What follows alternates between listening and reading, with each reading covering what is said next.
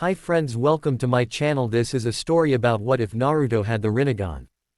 People say that things always come in threes, bad things and good things, no matter what, they are always supposed to come in threes.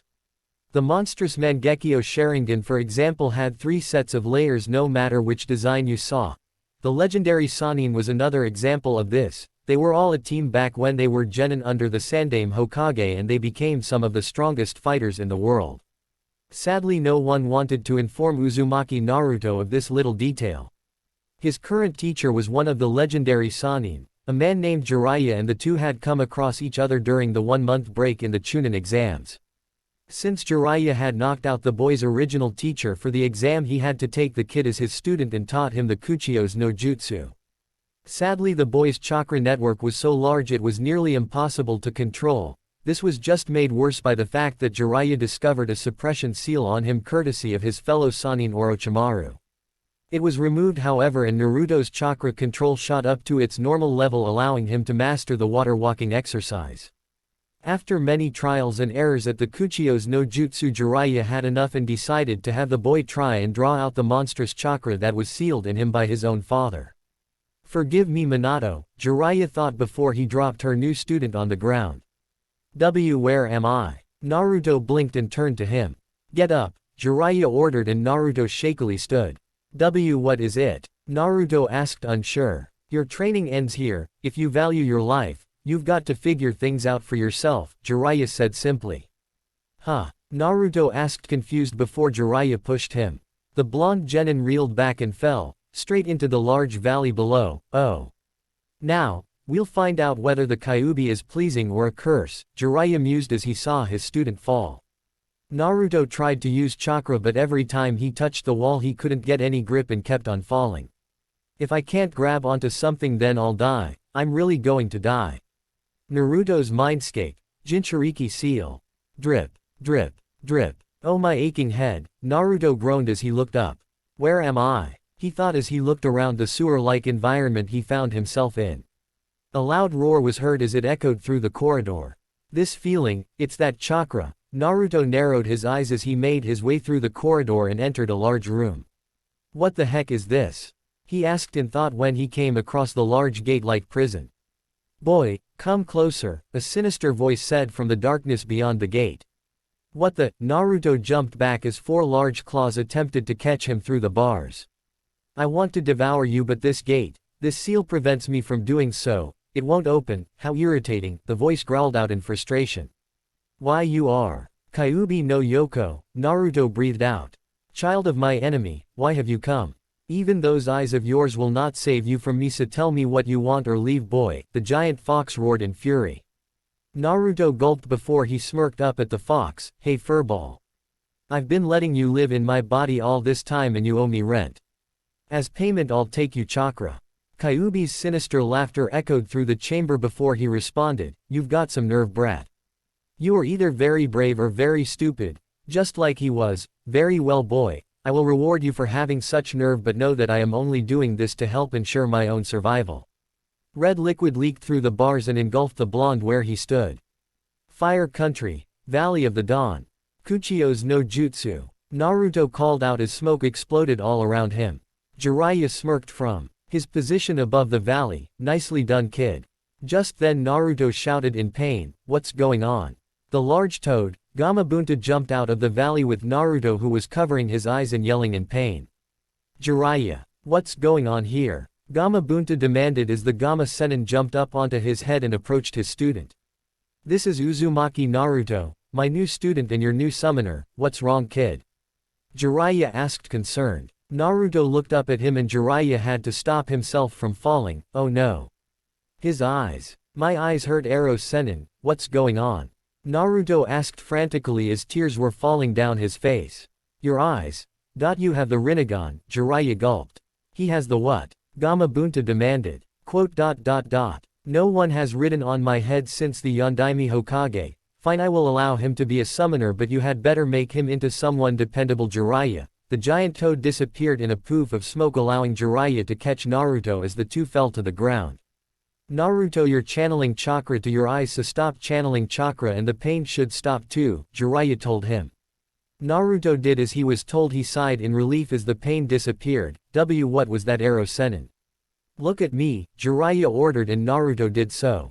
It seems that your Rinnegan is different from Nagato's, you can deactivate yours at will. Rinnegan? Naruto asked confused. A dujutsu said to be the most noble of the three, supposedly it originated with the Rakuto Sennin, said to be the first shinobi. He created the original forms of jutsu, ninjutsu, genjutsu, taijutsu, kenjutsu, fuinjutsu and kinjutsu. It's a very dangerous dujutsu, Jiraiya explained. Who is Nagato? Naruto asked him. Nagato was an old student of mine. I heard he died a while back, but he also had the Rinnegan. It's rumored that the Rinnegan always appears when the world becomes corrupt. It's capable of being both a godlike force and an all-obliterating instrument of destruction. I never thought I would see one again. I never wanted to see one again, Jiraiya continued. What should I do? Naruto asked hesitantly. For now keep the fact that you have those eyes a secret. We don't want any of the other countries finding out yet. And we definitely don't need Orochimaru taking an interest in you, Jiraiya told the blonde. Naruto gulped but nodded. Sure thing, arrow Sennin. Jiraiya paused for a moment before letting out a sigh. Alright, let's see if we can get you some semblance of control over the Rinnegan. And maybe Kyuubi's chakra. Fire Country. Konoha Chunin Exam Arena. The day of the exam finals, the entire village was abuzz with activity, but none more than the arena itself. People from all over the elemental countries had come to watch the tournament, where the strongest genin from the various villages came to see if they could be promoted. Among them were the members of the infamous Konoha 12, as they were being called now. The Hokage, Kazekage, and surprising the Raikage had shown up to watch the tournament even though he didn't have anyone participating in the exam. When asked why he was there, he just said that he came to watch the tournament. The participants soon arrived and stood in the middle of the field, but Uchiha Sasuke, the heir to the Uchiha clan, had yet to arrive. Silently Sarutobi Hiruzen cursed Kakashi constant lateness. Why did he have to be late now of all times? Sasuke-kun's still not here, Ino said as she looked down from the audience. Sakura remained silent beside her as she thought about her missing teammate. Ino nudged her. Hey. I know you're worried about Sasuke-kun, but Naruto's match is first, so why don't you stop fretting and cheer him on? Sakura turned to look at her old friend and smiled. Yeah. The first match of the Chunin exams will now begin. Will Hyuga Neji and Uzumaki Naruto step forward while the other competitors go the fighter's box to wait until it is your turn, said the examiner, Genma. As the other participants left the two, Ino couldn't help but say, he's up against Neji, can he actually win against him? I don't know, Sakura said honestly as she remembered their mission to Wave Country and their time in the Forest of Death. She smiled slightly, but he won't go down easy. The kid doesn't stand a chance. He's fighting a Hyuga, someone in the audience spoke up and several others agreed with him. Kiba just grinned slightly at that. Yeah, that's what I thought too. Look at what happened though, I got my kicked. Up in the cage box, the three assembled cages looked down at the two fighters. So that's the Hyuga progeny? Asked the Raikage. Hiruzen nodded slightly. Yes, he is.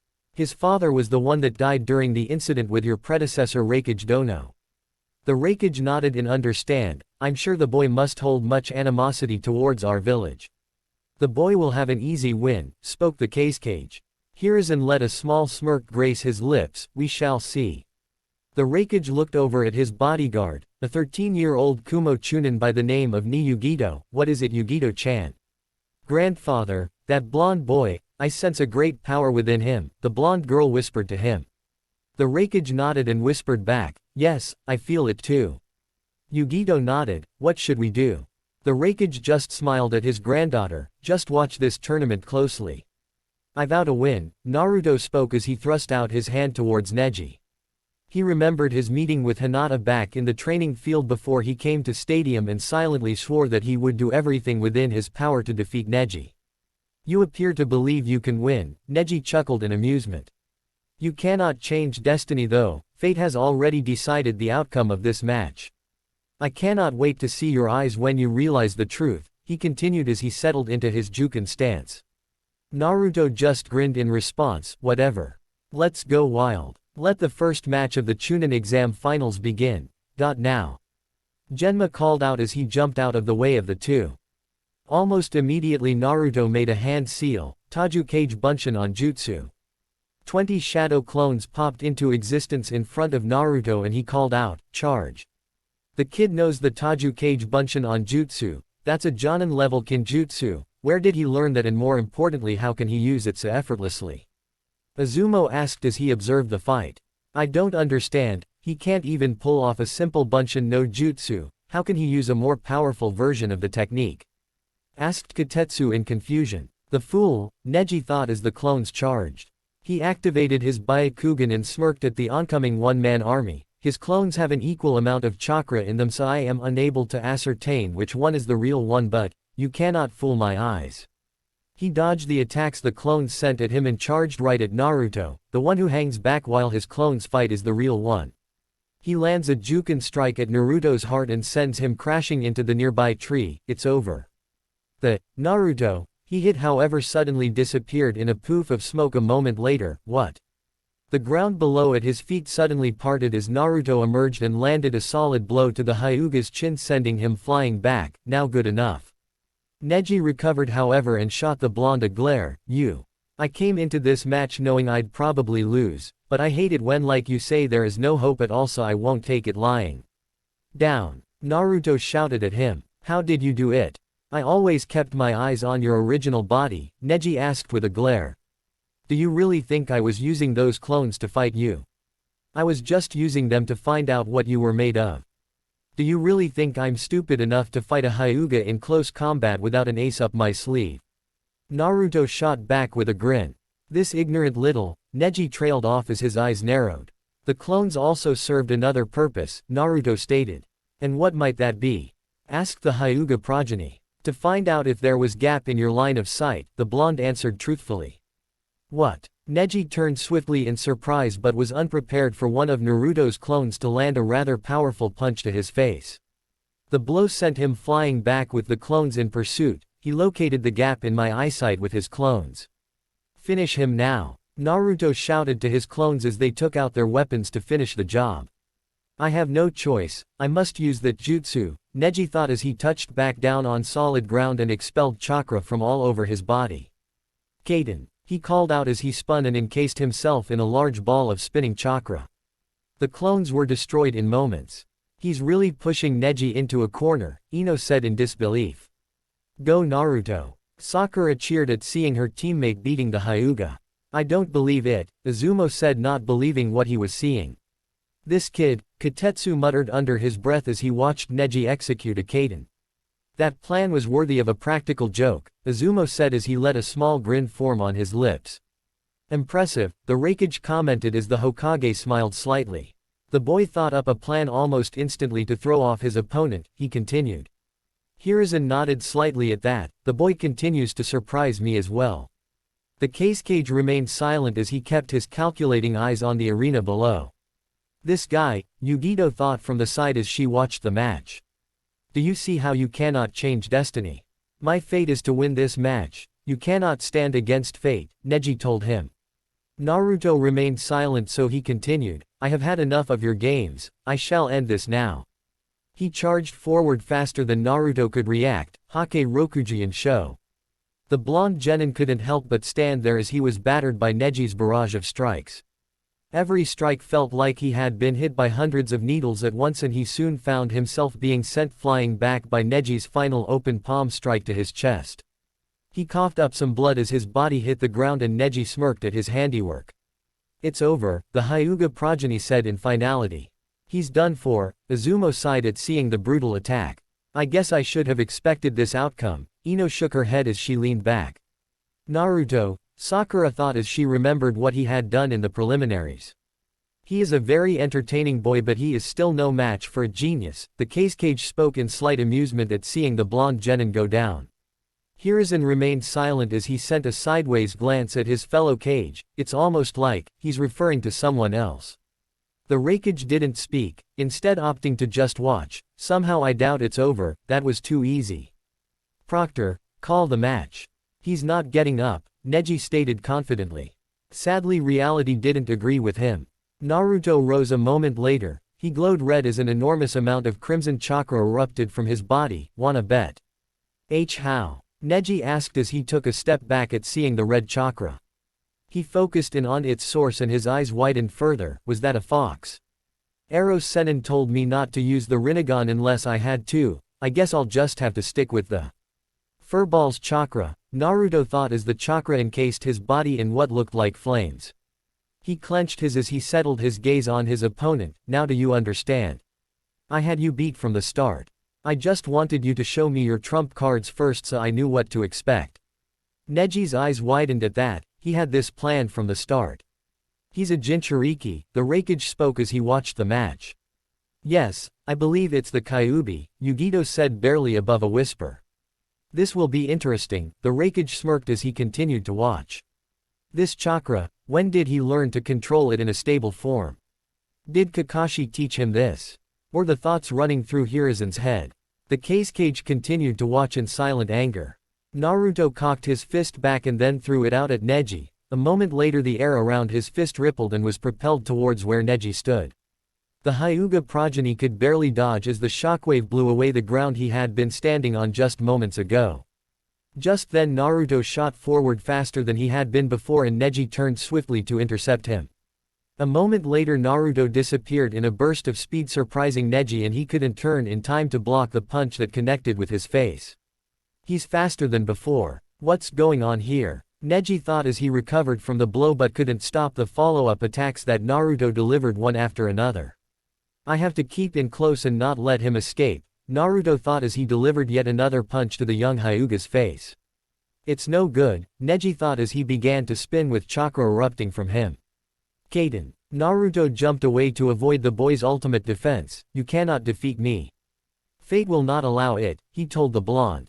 It may be the Hyuga way to cave into destiny but it's not mine. If you believe that you can't change it then don't try, just stand there and take it. Naruto shouted as he threw out a punch Neji which sent a shockwave at him. Kaden. The Hyuga progeny spun as he released a large amount of chakra. The shockwave slammed into his chakra barrier and was harmlessly deflected. What a fool, direct assaults don't work on me. Now. Naruto shot forward faster than the average eye could see and just as Neji powered down his jutsu Naruto struck. You shouldn't let your guard down. The blonde shouted as he cocked his fist back. There's not enough time to use the Kaden again. He had this planned. Neji's eyes widened as Naruto came within range. There was an echoing slam as Naruto's fist connected with Neji's unprotected face. The Hyuga progeny couldn't even register that he had been sent flying through the air before crashing hard into the stadium wall. He dropped out of the hole in the wall and collapsed on the ground a moment later. I am defeated, Neji thought as he tried to remain conscious. He looked up to see Naruto towering over his beaten form. I was careless. For the record, I failed the academy exam 3 times. Because unluckily for me there was always one jutsu on the exam. The Bunshin no Jutsu, Naruto told him making his eyes go wide. My clones were pathetic, they still are, he continued. Neji looked up at him surprised, but you. The reason I can't create regular clones is because I have too much chakra to make them, that's why I can create Jonin-level shadow clones so easily. That's what you saw today, not my weaknesses but my strengths. Hinata is the same way, you always see her weaknesses but never her strengths. For someone who is supposed to be able to see everything, you sure are blind, Naruto told him. Don't come to me with this destiny stuff, because unlike me you're not a failure, he finished with a grin and turned away. Winner, Uzumaki Naruto, the examiner declared as he gestured towards the orange-clad blonde genin. He won. Sakura shouted and the crowd burst into cheers. How did he, I mean did you see that? Ino asked as she saw Naruto walk off towards the exit with his arm held up high acknowledgement as he moved. Of course I did, Sakura told her as she saw Genma say a few words to Neji before the medics took him away. I can't believe the kid actually won, Izumo said as he watched. Kotetsu nodded at that. I can't believe he was able to use its chakra in a stable form. Who would teach him something like that though? Not everyone is able to actually teach someone how to control a power like that, Izumo asked. I don't know but whoever it is did a job, Kotetsu stated as Naruto got back to the examinee's box. Yugito smirked like a cat as it stalks a mouse, he's not bad. The Raikage let a wry smile creep its way onto his face, he's interesting. A bit reckless, but if he's given enough training he could be a very formidable adversary. He kind of reminds me of them now that I think about it. Who, grandfather? Yugito asked him curiously. Namikaze Minato and Uzumaki Kushina, the Raikage whispered to her. Yugito looked at him wide-eyed. Wait, his surname is Uzumaki, you don't think that he... The Raikage chuckled slightly. I have never heard of a blonde-haired Uzumaki before, it makes you wonder. The others in the box however weren't paying any attention to them since they were already deep in their own thoughts. Very good Naruto-kun, you will definitely make Chunin if I have anything to say about it, the Hokage thought as he looked down on the competitor's box. That brat, I must make sure he dies today. He could become a problem for me in the future if I leave him alone, the Cage thought as he stared down on at the arena waiting for the next match to begin. In the stands a disguised Kabuto stood confused since his master had not given the signal to start the invasion by now. He had thought it was because Sasuke was not there so he could keep an eye on the boy, but now, it was almost like his master was waiting for something. The genin cast his gaze towards where Naruto was talking to his Nara friend in the competitor's box and narrowed his eyes. Orochimaru-sama must want you dead Naruto-kun if he's postponed the invasion, Kabuto thought. The next match was supposed to be between Uchiha Sasuke and Sabaku no Gaara. It turned out however that Sasuke hadn't shown up, so his match was pushed back to last, much to frustration of the other competitors, though each of them for different reasons. The next match was between Nara Shikamaru and Sabaku no Tamari. Let's just say it was mostly one-sided. Shikamaru had thought up multiple strategies on top of strategies and finally managed to catch Tamari in his shadow jutsu, which rendered her practically defeated. He of course forfeited a moment later, saying it was too troublesome to continue. The match after that was supposed to be between Aburame Shino and Sabaku no Kankuro. That didn't happen however. Kankuro had forfeited before the match even began, and almost instantly Shino and Shikamaru knew something was up. Shino discreetly drained Tamari and Kankuro of chakra, though his bugs refused to go near Gaara for some reason. Apparently his chakra was foul by bug standards. The final match of the quarter-finals finally began however between Uchiha Sasuke and Sabaku no Gaara. Sasuke had arrived just in time, though at the very last second, after being given another 5 minutes to arrive with Kakashi. By now Naruto, Shikamaru and Shino had come up to the stands and had met up with their friends. It turns out that Hinata had been healed by some Anbu. That was in the stadium during Naruto's match with Neji. Hey Naruto, Kakashi said as he approached his blonde student. Naruto looked over his shoulder and greeted him. Hey Kakashi-sensei, how are you? The copy nin nodded as they turned their attention towards the match. I'm alright. I'm sorry I couldn't train you for the finals Naruto, but I had other matters to attend to. Naruto nodded as he clenched his fists. Yeah, like teaching Sasuke cool jutsus, I bet. Kakashi looked saddened for a moment before saying, hey now Naruto, I didn't. Chidori. Sasuke called out from the arena as his fist was engulfed in lightning. You were saying, Naruto growled under his breath. He needed it in order to effectively fight Gaara, Kakashi said, trying to defend himself as he saw his prized student move to attack a ball of sand that Gaara was now encased in. Hey, Naruto chuckled slightly. What's so funny? Kakashi asked with a raised eyebrow. It's funny because even with that new jutsu of his, he won't win, Naruto said with an almost darkened chuckle. Why is it that you believe that? The copy nin asked as his eyes narrowed. Naruto shot him a small smirk. Because he's fighting a demon container, we're not easily beaten by a thing like that. Kakashi's eyes widened in surprise as he saw Sasuke was forced to back off after he landed his Chidori attack. Sand erupted from the sphere that protected Gaara and began to batter the weakened Sasuke, much to the shock of the crowd. Just as Gaara was about to deal the finishing blow, Kakashi jumped down and retrieved his student as Genma called the match. After Kakashi laid Sasuke down in the stands next to a now tearful Sakura, Gaara called out to the stands, "Come out Uzumaki Naruto. Mother wants your blood." The stadium fell silent at the proclamation before the sound of footsteps could be heard. Naruto had turned and begun moving towards the stairs. Naruto, you can't seriously be thinking of fighting that monster, are you? Look at what he did to Sasuke-kun.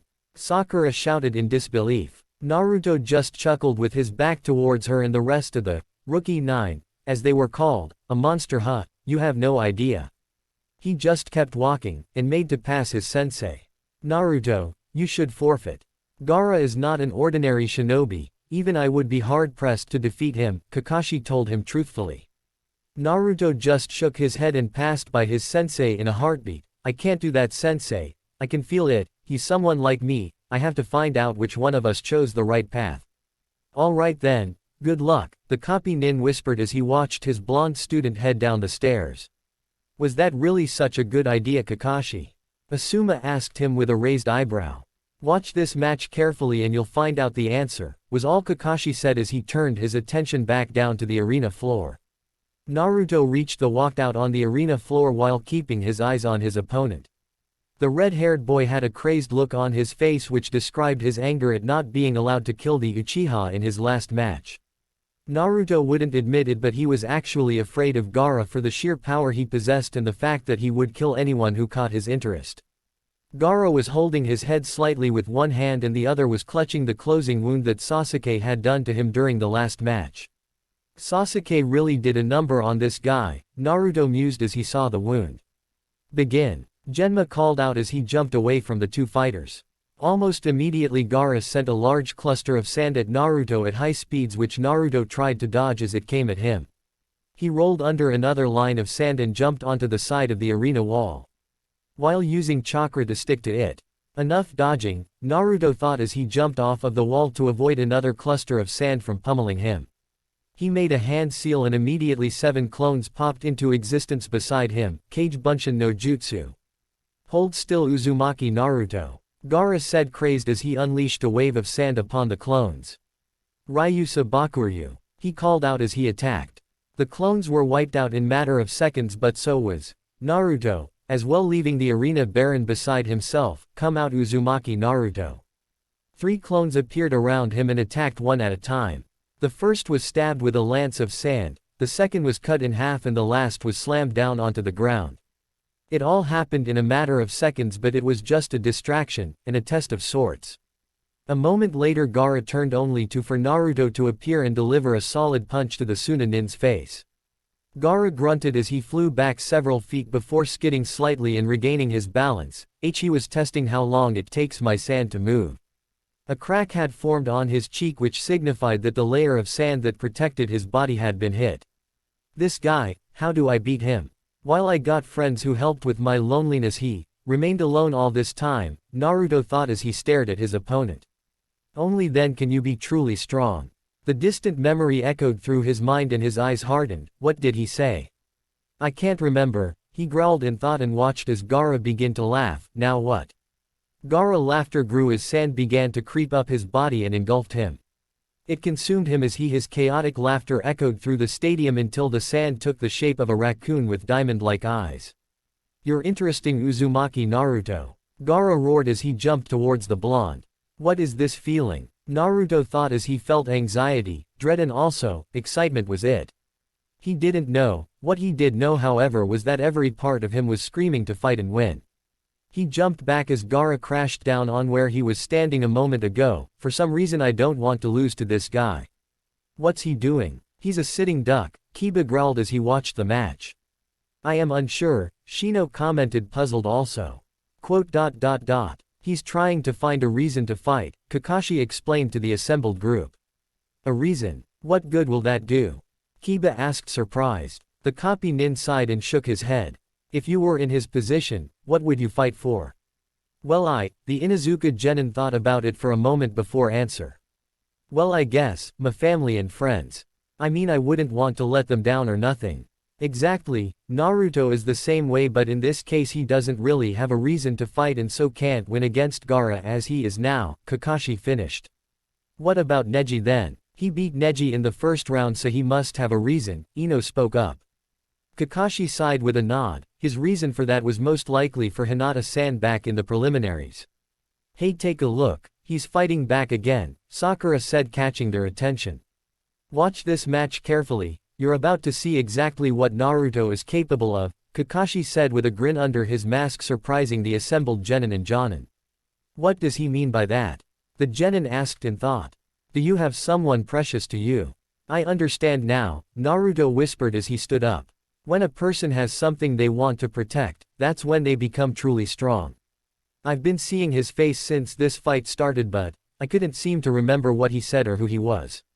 Now I know though. I will not lose to you. Naruto shouted as he started making hand seals as fast as he could. Come on, I just need to summon one of the lower toads, he thought as he slammed his open palm down on the ground. Kuchio's no jutsu called out as a small red toad appeared in front of him. Hey bro, you must be Naruto. I've been told about you, the toad spoke. Gaara laughed at the sight and crossed his arms. This is what you bring forth to aid you. Pathetic. Soon a shuriken. He let loose a volley of sand at him in the shape of a cluster of shuriken. Hold on. Naruto shouted as he grabbed a hold the toad and jumped to avoid the volley. He grunted in pain as 3 of the sand shurikens grazed his shoulder and leg. You okay bro? The toad asked, slightly worried. Naruto just chuckled in response since his wounds had already healed. I'm just fine, stay out of trouble until I need you. Run and hide, I gotcha. The name's Gamakichi, just so you know. Gamakichi did a mock salute and jumped away towards the nearby tree. Alright you, playtime's over, Naruto said as crimson chakra erupted from his body and engulfed him in what appeared to be flames. Let's go wild. Well, at least we know who trained him, Kakashi said as he grinned under his mask. Of course only Jiraiya-sama could have to summon toads and control that chakra, he finished. Guy nodded at his side, having assumed his thinking pose. Even so, to actually be able to use it in a stable form. Asuma nodded. Everyone from Konoha is in shock at seeing him wield it like this. That's 2 trump cards he's used in this match, that chakra and his summoning. I wonder if he's got anything else, Kakashi mused as he watched the 2 fighters charge at one another. Not likely, Katetsu said from the side. Kakashi just grinned under his mask. Oh, I wouldn't be so sure of that. Still, I wonder why Jiraiya-sama would teach a genin, let alone him of all people, Asuma wondered aloud. Kakashi narrowed his eyes at the man for a second. Naruto is no ordinary child. We are aware of that, Kakashi-san, Kurenai stated. Kakashi just shook his head. No, you aren't. There are things about Naruto that no one in Konoha can understand. Things that are far bigger than the burden he carries and would shake this village to its very foundations. He fell silent, allowing the other Jonin to think about what he had said. The small shockwave blew Gaara back, but he landed in a crouch and recovered in moments. A second later, Naruto appeared in front of him and landed a kick to his sand-covered head. He slammed hard into the arena wall, leaving a small crater in his wake. Almost instantly Naruto was in front of him again and punched him into the wall with his red chakra-covered fist. Dust shot out from where they stood when he landed the blow, but it cleared just as fast. Naruto grabbed Gaara's sand tail and swung him round before slamming him into the wall again with even greater force. After a few more seconds passed, Naruto was blown back by Gaara's large sand claw and landed sprawled at the base of the nearby tree. Bro, Gamakichi asked as he saw his summoner stand up. I'm fine, he's tough, Naruto told him as he saw Gaara stand up also. Ha ha ha ha. Gaara laugh echoed throughout the stadium as sand began to gather around him. You amuse me, Uzumaki Naruto, he continued to laugh as the sand engulfed him in a column of sorts. Now what is he doing? Naruto asked in thought before the column of sand suddenly exploded upwards and outwards. Single quote, exclamation mark, single quote. He thought as he scrambled for cover. After the dust settled, he stepped out from behind the tree he had used, with Gamakichi now resting on his head. Well, where Gaara once stood now stood a 40-foot-tall tanuki made of sand. This just got a lot harder. Bro, how do you plan on beating this guy? Gamakichi asked him nervously. I'm working on it. What the is that? Ino asked in a shout as she saw most of the higher-ranking ninja around them looking like they were having a panic attack. That is a demon, Kakashi said simply. What? Ino asked in fear. It's the Ikibi no Tanuki, also known as Suna no Shukaku, Guy explained further. It's one of the Biju, albeit the weakest of the 9, with Kyuubi being the strongest, Asuma told the genin. This battle has just risen to a whole other level, Kakashi stated as he looked down towards his blonde student. Dobi. Sasuke thought, having regained consciousness. Naruto, Sakura thought worriedly. Shouldn't we stop this? Kurenai asked the other Jonin. Kakashi however shook his head. No, let's see how this plays out. So they are both Jinchuriki. Interesting. I wonder what level they are both currently at, the Raikage mused upon seeing the giant sand tanuki. I think they're on my level, grandfather, judging by how they're fighting right now, Yugito commented. The Raikage nodded in agreement. They are both on the Chunin level normally, but when they access their inner powers like this, they look to be on the Jonin level. What should we do, grandfather? The Kumo Chunin asked him. Nothing yet, he answered as he returned his attention to the match. Beside him the Hokage watched in interest, having not expected this outcome. Suna sent a Jinchuriki into the exam, I wonder why. Especially one with such a poor containment seal, it's almost like they were planning to use him for something, but what? No, this isn't going like I had planned at all, the Cage thought angrily as he watched the match progress. Have you got a plan, bro? Gamakichi asked hopefully. Naruto nodded as he bit his thumb and started making hand seals, just one. It will take all of Kyuubi's chakra I currently have to use though, he added mentally as he finished. He slammed his open palm down on the ground and called out, Kuchio's no jutsu. There was a sudden explosion of smoke from where he was standing, and the next thing he knew he was standing on a 40-foot toad he knew all too well. Gamabunta, the boss of the toads.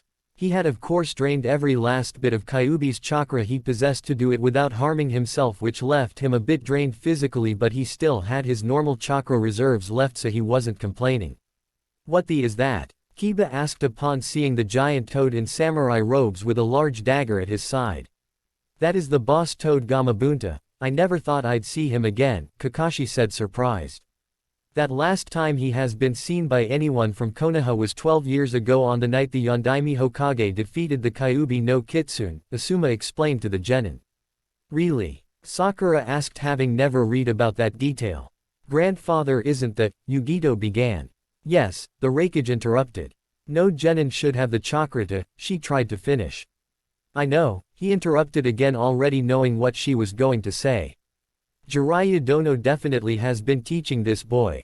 Naruto Kunyu, Hiruzen trailed off in thought upon seeing the giant toad. This damned brat, the Cage, was seething at the sight unnoticed to the other occupants of the booth.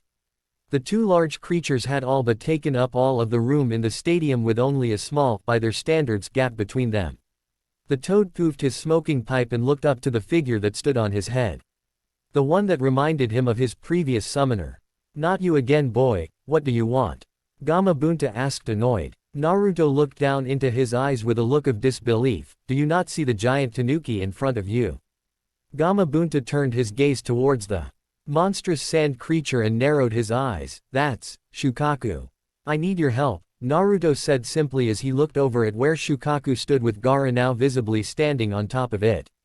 And what makes you think I'll help you fight him of all things? The last time I fought a Biju I received this scar on my eye, Gamabunta told him. Oh come on Pops, don't be like that. Help the kid out, would ya? Gamakichi asked from on Naruto's head. Pops, wait, you two are father and son. Why have I heard none of this? The blonde genin asked, surprised. And what are you doing here, Gamakichi? Gamabunta inquired when he saw the toad that was his son. Well, I came out to play a while back, but that guy over there started bullying me, Gamakichi answered as he pointed towards the giant sand demon. What? Gamabunta droned as he drew his dagger. Alright boy, I'll help you out this once, but you owe me a drink, the toad boss said, and Naruto nodded in understanding. As for you, Gamabunta took 2 steps forward surprisingly quickly considering his size and sliced Shukaku's right arm clean off. No one attacks my son and gets away with it, he shouted as he backed off to avoid the counterattack, and the sand arm dissolved. Ha ha ha ha. Gaara laughed insanely as he made a hand seal. You amuse me, Uzumaki Naruto, but your entertainment has come to an end. Tanuki Niri no Jutsu. His body fell unconscious in a matter of seconds as Shukaku's eyes sparked with life. Ha ha ha ha. Shukaku's laughter echoed throughout the stadium, scaring the crowd and everyone else. That's the demon? Naruto asked in disbelief at seeing the clearly mad Tanuki. Gamabunta simply stared impassively. Yes.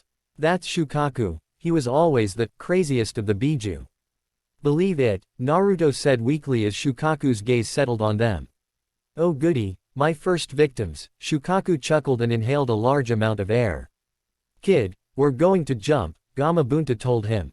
What? Naruto asked, surprised only to find that the toad boss had jumped high into the air. Futon. Rinnegan. Shukaku bellowed as he exhaled a large ball of concentrated wind at where the toad boss had stood just moments ago.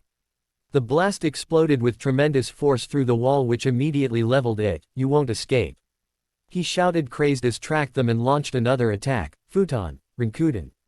Boss. Naruto shouted upon seeing the three monstrous attacks coming at them. "I see them. Suiten. Teppadama no Jutsu." Gamabunta called out as he released two condensed blasts of water downwards. "Is this a fight or a storm?" Ino shouted as the two attacks collided and sent water spraying everywhere like it was raining.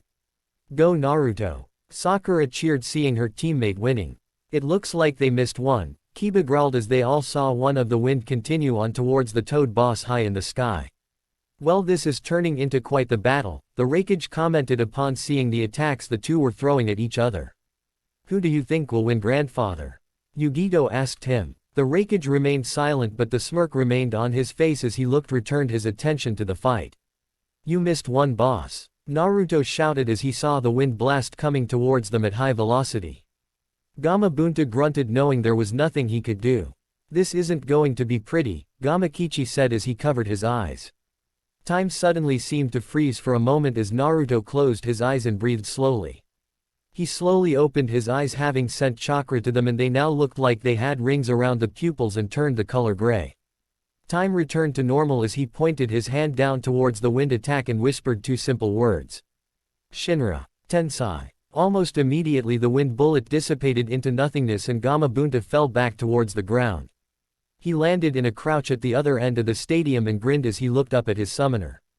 Naruto stood firm on the toad boss's head with his eyes glowing slightly gray, and his jacket was now open and swishing slightly in the wind, just like his previous summoner. Those eyes, Shukaku shook slightly upon seeing them. "The Rinnegan," he growled out, no longer amused. "What happened?" Ino asked, confused. "What's up with Naruto's eyes?" Kiba asked as he tried to get a better look at them. "He's using chakra in his eyes," Hinata stuttered out. "Why?" Sakura asked, confused. "That's the—" Kakashi eyes widened as he heard what the Sand Demon had said. "The Rinnegan, the first Dujutsu, and has only ever belonged to the first shinobi. The Rakudo Sennin and the man who founded the shinobi world," Asuma explained, just as surprised as everyone else. "Wait, you're saying the Dobi has a bloodline?" Kiba asked, looked between the Jonin. "Apparently so," Kakashi answered, trying to calm himself. "Why wasn't I told?" "Dobi." Sasuke's eyes narrowed in anger at this little piece of information. "What is that, grandfather?" Yugito asked as she looked where Naruto stood on Gamabunta's head. "That is the Rinnegan, an extremely powerful Dujutsu, and I think it is the reason my brother asked me to attend this little event.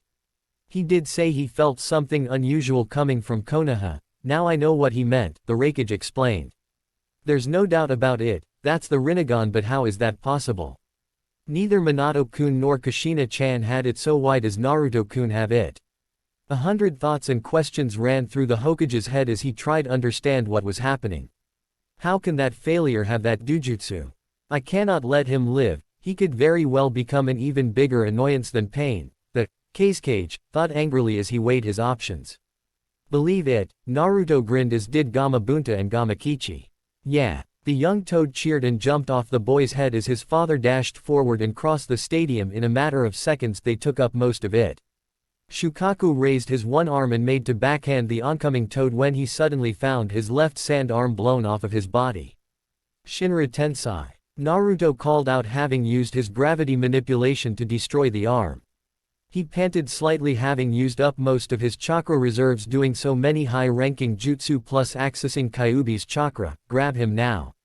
"Right." Gamabunta shouted in acknowledgement and proceeded to grab onto Shukaku's shoulders. "Go." Naruto jumped towards where Gaara stood unconscious on the sand creature's head. "Wakey wakey." Naruto called out as he landed a solid punch to the unprotected redhead's face. "Rise and shine."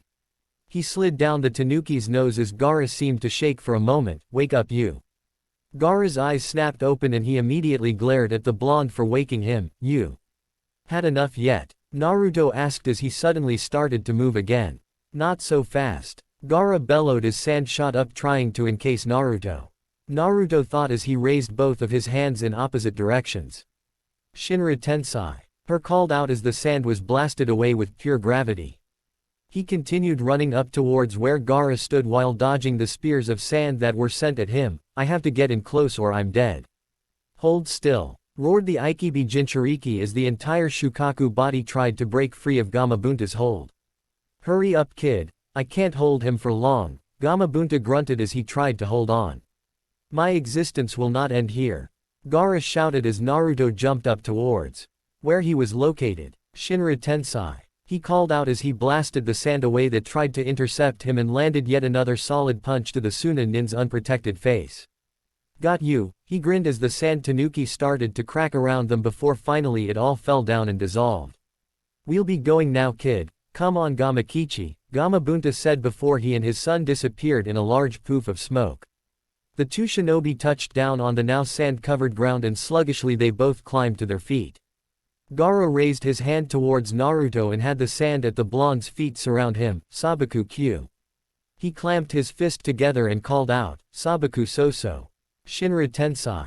Naruto shouted as he blasted the sand away from him along the rest of the sand within a 20 feet radius.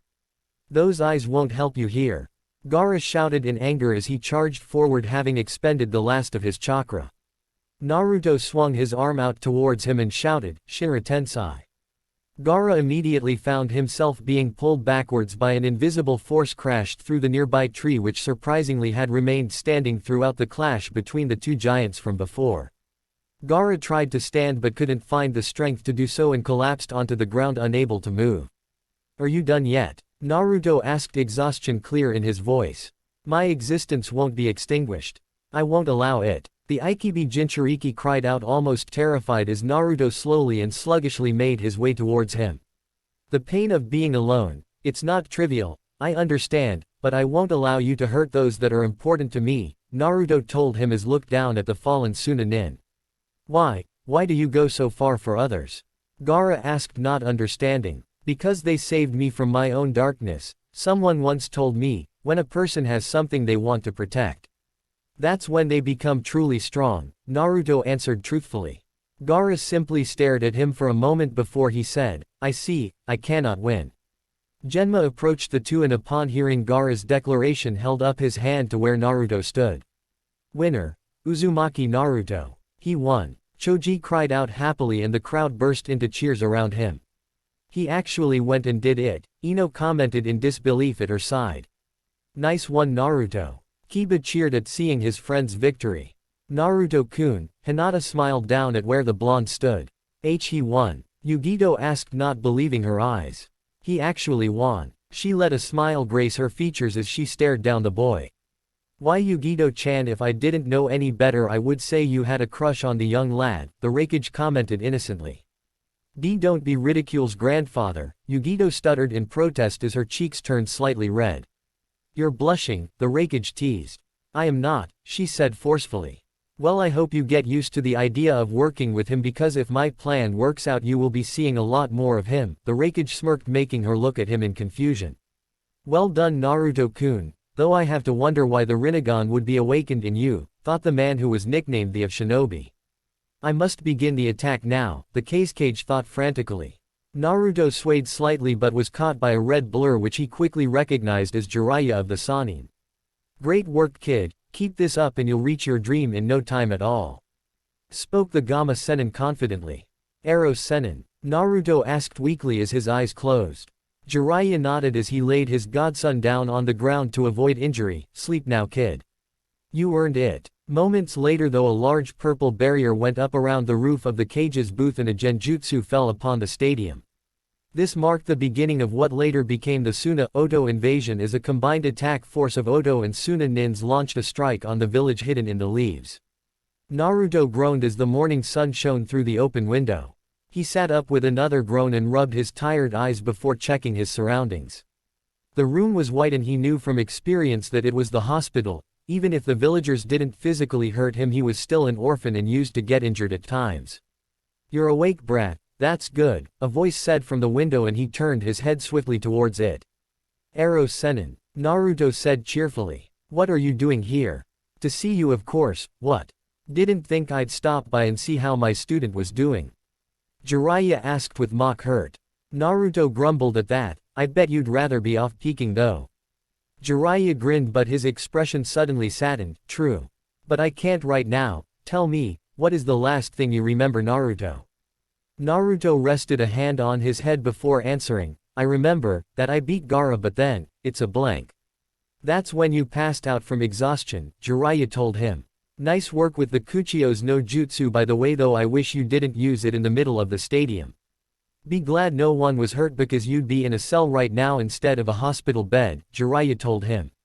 Sorry, Naruto said weakly. Don't worry about it, you got off lucky, said the Gamma Sennin. He shook his head before he continued, that jutsu of yours. What did you call it? Shinra Tensai. Naruto nodded at that. That's easily an S-rank jutsu and an extremely powerful one at that. I have an S-rank jutsu. Haha, believe it, Naruto said with a grin. Jiraiya however had other ideas on the matter. You weren't able to control it properly though. I was watching you at the end, your gravity manipulation still needs some work. Naruto nodded saddened. I know. The Gamma Sennin sighed at that. We'll work on that later. Maybe we can work on attracting objects instead of blowing everything away like you've been doing. Who won, by the way? Naruto asked, knowing that he couldn't have continued fighting in the condition he was in. No one. Konoha was almost destroyed right after your match, the Gamma Sennin told him. Naruto's eyes widened at that. What do you mean almost destroyed? What happened? Suna and Oto launched a combined attack on Konoha right after your match finished. We won and beat them back before they did too much damage, but there were casualties, Jiraiya said grimly. Who died? Naruto rarely stuttered, but he couldn't help it. My former sensei, the Sandaime Hokage, answered the Gamma Sennin. The old man is it. Naruto clenched his fists as images of the man he had thought of as a grandfather flashed through his mind. How did he? He was interrupted swiftly. It was my traitorous teammate, Orochimaru. He killed Sarutobi-sensei with the aid of his Oto nins, Jiraiya answered, already knowing what he was going to ask. He'll pay for that, Naruto told him. Jiraiya nodded in understanding. His time will come, but not right now. So what do we do now? Naruto asked, wondering where they would go from here. Well, I'm heading out to find an old friend of mine. Her name's Tsunade. The council wants her to become the Godime Hokage, Jiraiya said with a sigh. A new Hokage? Naruto trailed off, not knowing his thoughts on the matter. I'm also taking you along, Chunin Uzumaki, Jiraiya added with a grin. Naruto's eyes widened at what he had said. I made Chunin. Jiraiya nodded in confirmation. You defeated the Suna Jinchuriki before a planned invasion. Of course you made Chunin, kid. Thank you, Naruto said with a smile. You don't have to thank me, kid, the Gamma Sennin told him and turned his head towards the door. Knock knock. The door opened slightly and Ino poked her head into the room. Can we come in? Yes, we're done here. I was just leaving anyhow, Jiraiya told her, and she opened the door, revealing the entirety of the Konoha 12 feet as they were dubbed in their sensei. Jiraiya turned his attention back to his student and said over his shoulder. I'll talk to you later, Naruto. Meet me at the southern gates after the funeral tomorrow. Naruto nodded as he left. I'll see you then. Hey Naruto, who is the old guy? Kiba asked him as he looked at where the old guy had gone. My new sensei, he's really strong too. He took out a Jonin in one attack and didn't even look like he was trying, Naruto answered, remembering his first encounter with the man. That was Jiraiya-sama, Asuma stated. You did great, man, you totally kicked Gaara's, Kiba said with barely controlled glee. Yeah, well, I don't think I could have done it without help, Naruto said truthfully. Yeah, what's up with your eyes anyways? I never knew you had a bloodline, Kiba asked, the question on everyone's minds. Well, I don't know really, I mean I'm an orphan and I've never known who my parents are, so I don't know how I got it, Naruto answered honestly. Now that I think about it, you don't really talk about yourself much, Naruto, Shikamaru commented, raising some eyebrows from the assembled group. I mean, you always brag about how you're going to be Hokage, but I've never once heard you brag about something you've actually done. You didn't even brag about what you did to the Hokage monument a while back, he explained. I don't know what you mean, Naruto said, simply wanting to get off this subject. You're not even bragging about how you beat Gaara and made Chunin, Shikamaru deadpanned, stopping whatever anyone was going to say. Why, you made Chunin? Ino asked, astonished. Not even Sasuke-kun had made Chunin yet. Yeah, Naruto replied nervously. Congrats man, Kiba said as he patted the bedridden boy. How did you know Shikamaru? I mean only Jonin and above know who was promoted, Kurenai asked the young Nara with a knowing smile. Shikamaru sighed, defeated. I heard about it when I found out I was promoted to Chunin also. Really? Ino asked, surprised, though considering the amount of forethought he done in his match against Temari it shouldn't be a surprise. Troublesome, Shikamaru muttered. Let's go celebrate, Kiba said as he stood up straight. Off in the corner, Naruto's teammates Haruno Sakura and Uchiha Sasuke each had their own thoughts on the matter. How could the Dobi have gotten so much power? How could he have a dujutsu that was able to defeat Gaara where even my Sharingan wasn't enough? What have I been doing all this time? Were Sasuke's thoughts as he looked on Naruto's smiling face. Sasuke-kun, Sakura thought worriedly as she looked over her crush. The next day the funeral was held for all of the ninja who fell during the Suna-Oto invasion, including the kind and strong Sandaime Hokage. It was a tearful ceremony for all who attended it, and even the sky wept for the loss of a great man. Finally it ended, however, and the sky cleared as everyone slowly left. Naruto reached the southern gates of the village and came across a rather unusual sight.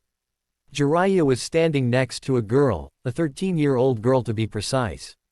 Hey Ero Sennin, I didn't take you for a pedophile. I thought that was the hubby Tem's area, Naruto said with a grin. Jiraiya looked indignant at that. I am not a pedophile brat. This little missy right here is from Kumo, she's going to be coming with us. Naruto stared at her for a few seconds before asking, why?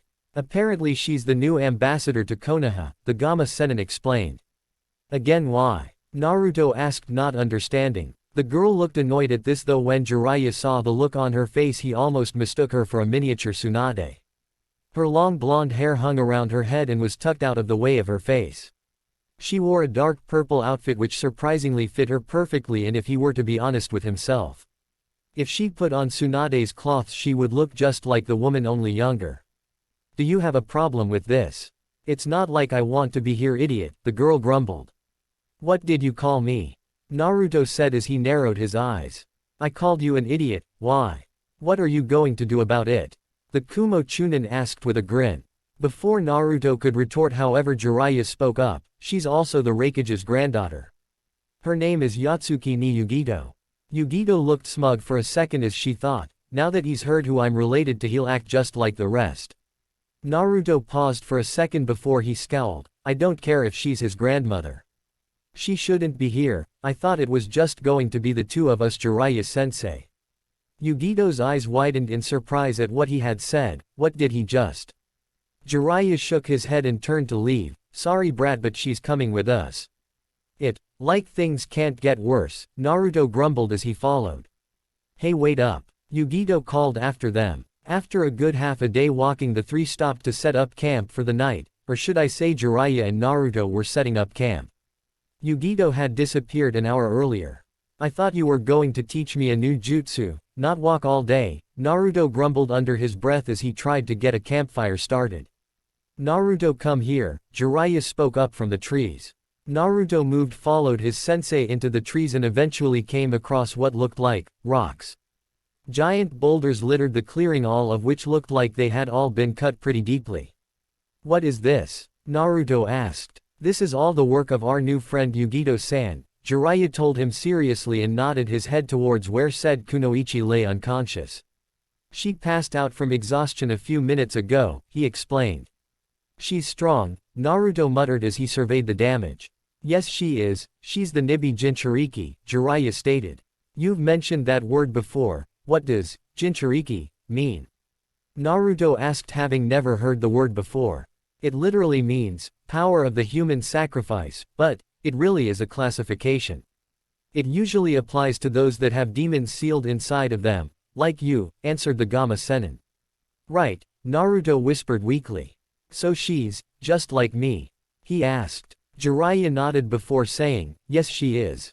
I'm going to teach you two jutsus, both of them are a rank jutsus. You're going to teach me now?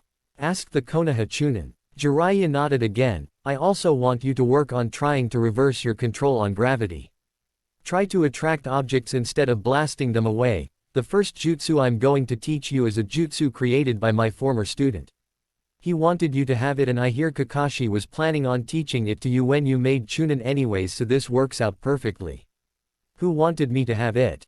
Naruto asked confused. My former student, the Yondaime Hokage, Namikaze Minato, replied the Gama Sennin. Naruto's eyes widened at that. He wanted me to. Watch carefully, Jiraiya told him as he held out his hand and started to spin a large amount of chakra in its palm. It became visible within moments and condensed into a perfect ball of power. A moment later he slammed it into a tree, causing it to explode outwards, destroying the tree and sending shockwaves behind it. This jutsu is called the Rasengan. Cool, was all Naruto could say. It is extremely difficult to learn, however. It took the Yondaime 3 years to create, and I myself took a year to learn it. Do not be surprised if you are unable to master it straight away, Jiraiya told. Naruto just grinned. I'll have it done in a month. That's a promise. Are you serious? Jiraiya asked with a raised eyebrow. He grinned when he saw his apprentice nod. Good luck then. What's the other jutsu you're going to teach me? Naruto asked him, hoping for another powerful one like the last. Jiraiya trailed off as his eyes hardened. I wasn't really planning on teaching you this one, but with another Jinchuriki on this mission I can't help but want to be prepared for anything, so he made several hand seals and held out his left hand. Gogyo Fuin, he spoke as his 5 fingertips were engulfed in purple flames with kanji visible on them. This jutsu was specifically designed to disable Jinchuriki. If it is applied to a Jinchuriki's seal, then their biju's power will be closed off to them, the Gama Sennin explained.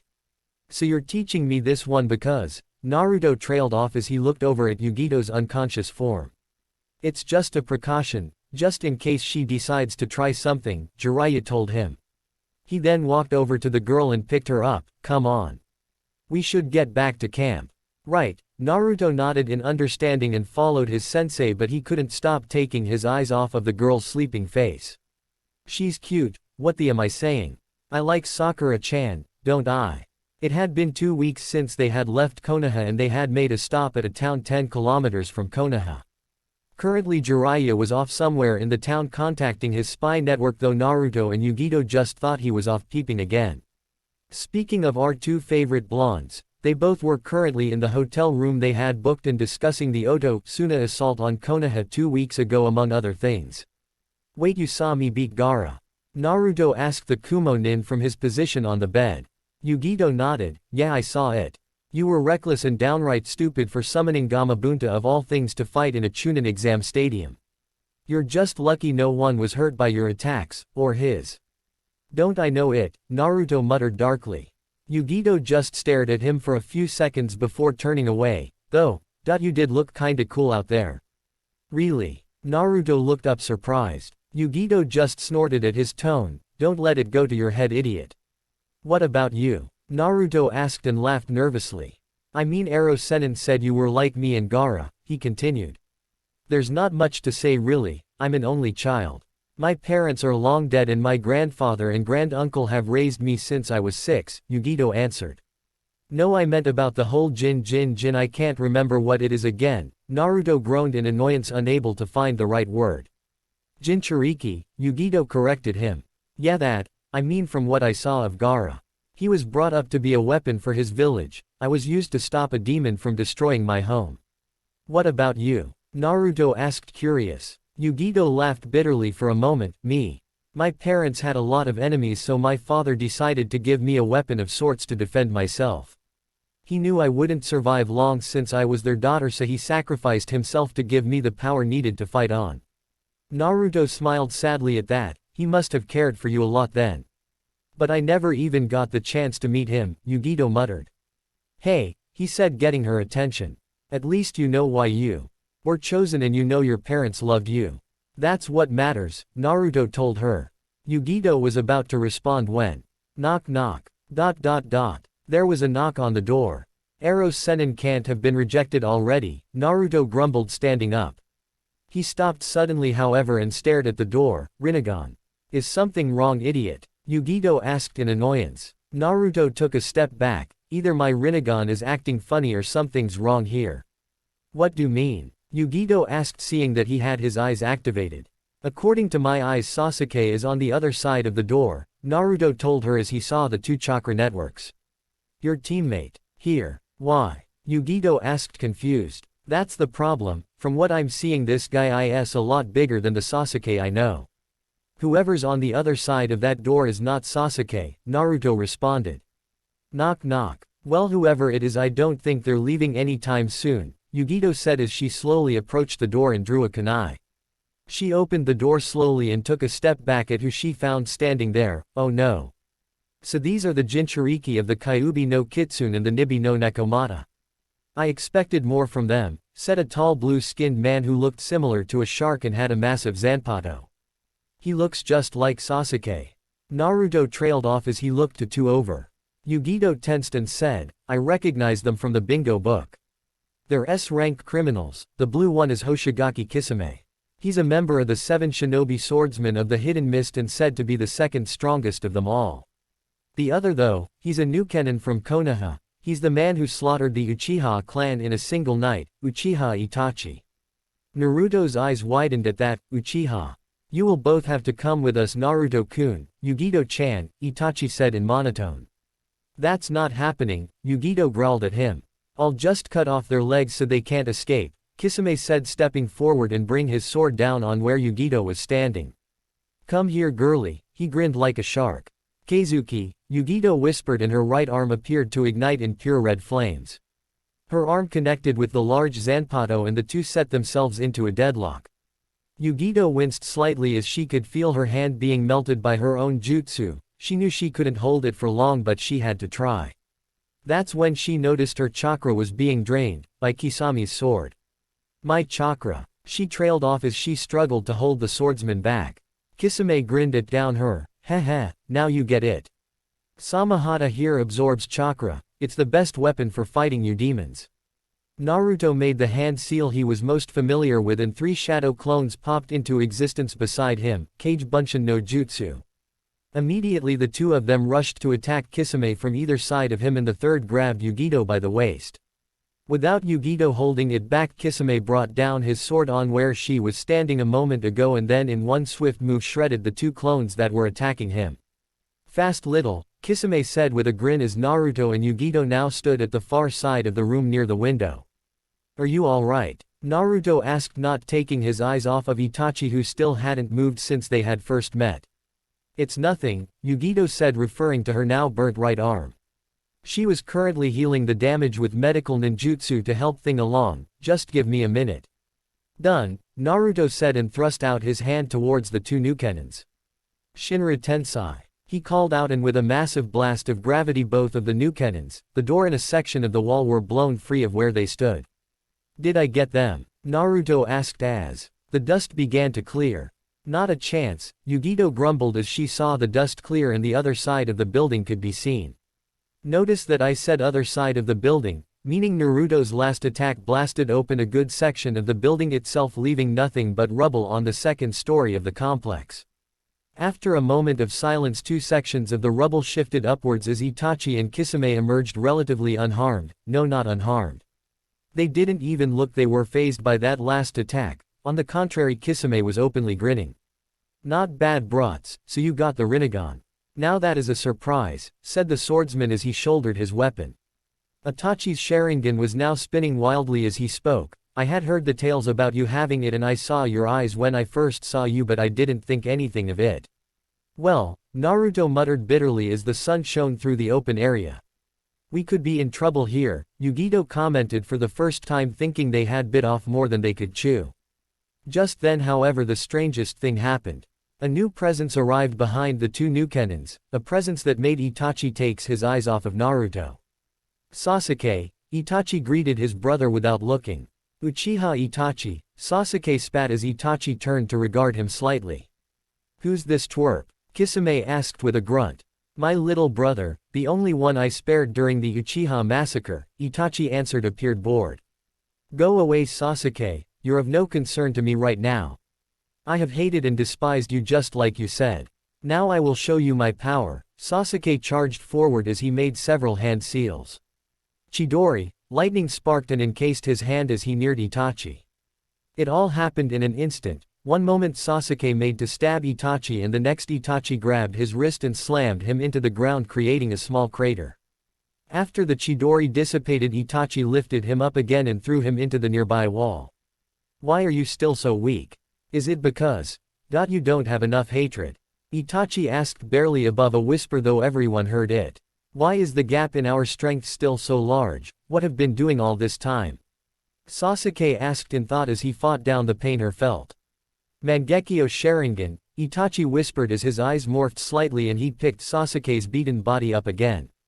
The moment they made eye contact, Itachi whispered one terrifying word, Tsukuyomi. Sasuke's body suddenly convulsed for a few moments before he became motionless and Itachi dropped him to the floor. Kisame chuckled at the sight. Itachi, you're too cruel sometimes. To use that genjutsu on your own brother, that's nasty. Itachi didn't respond but instead turned his attention back to the two Chunin. Now where were we? Naruto, we should run, Yugito whispered to him. Naruto shook his head, not without Sasuke.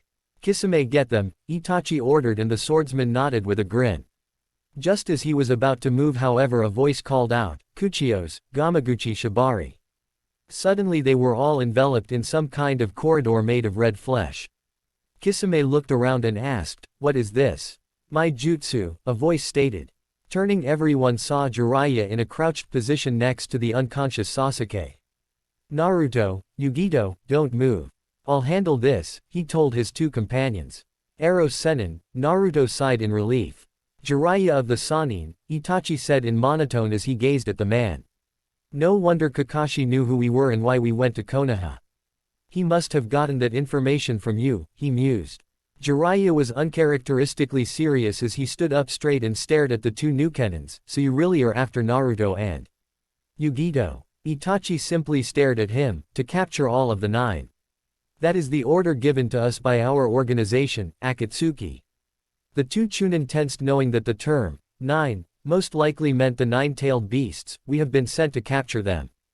Too bad for you, you're not getting your hands on them, Jiraiya said with an edge to his voice.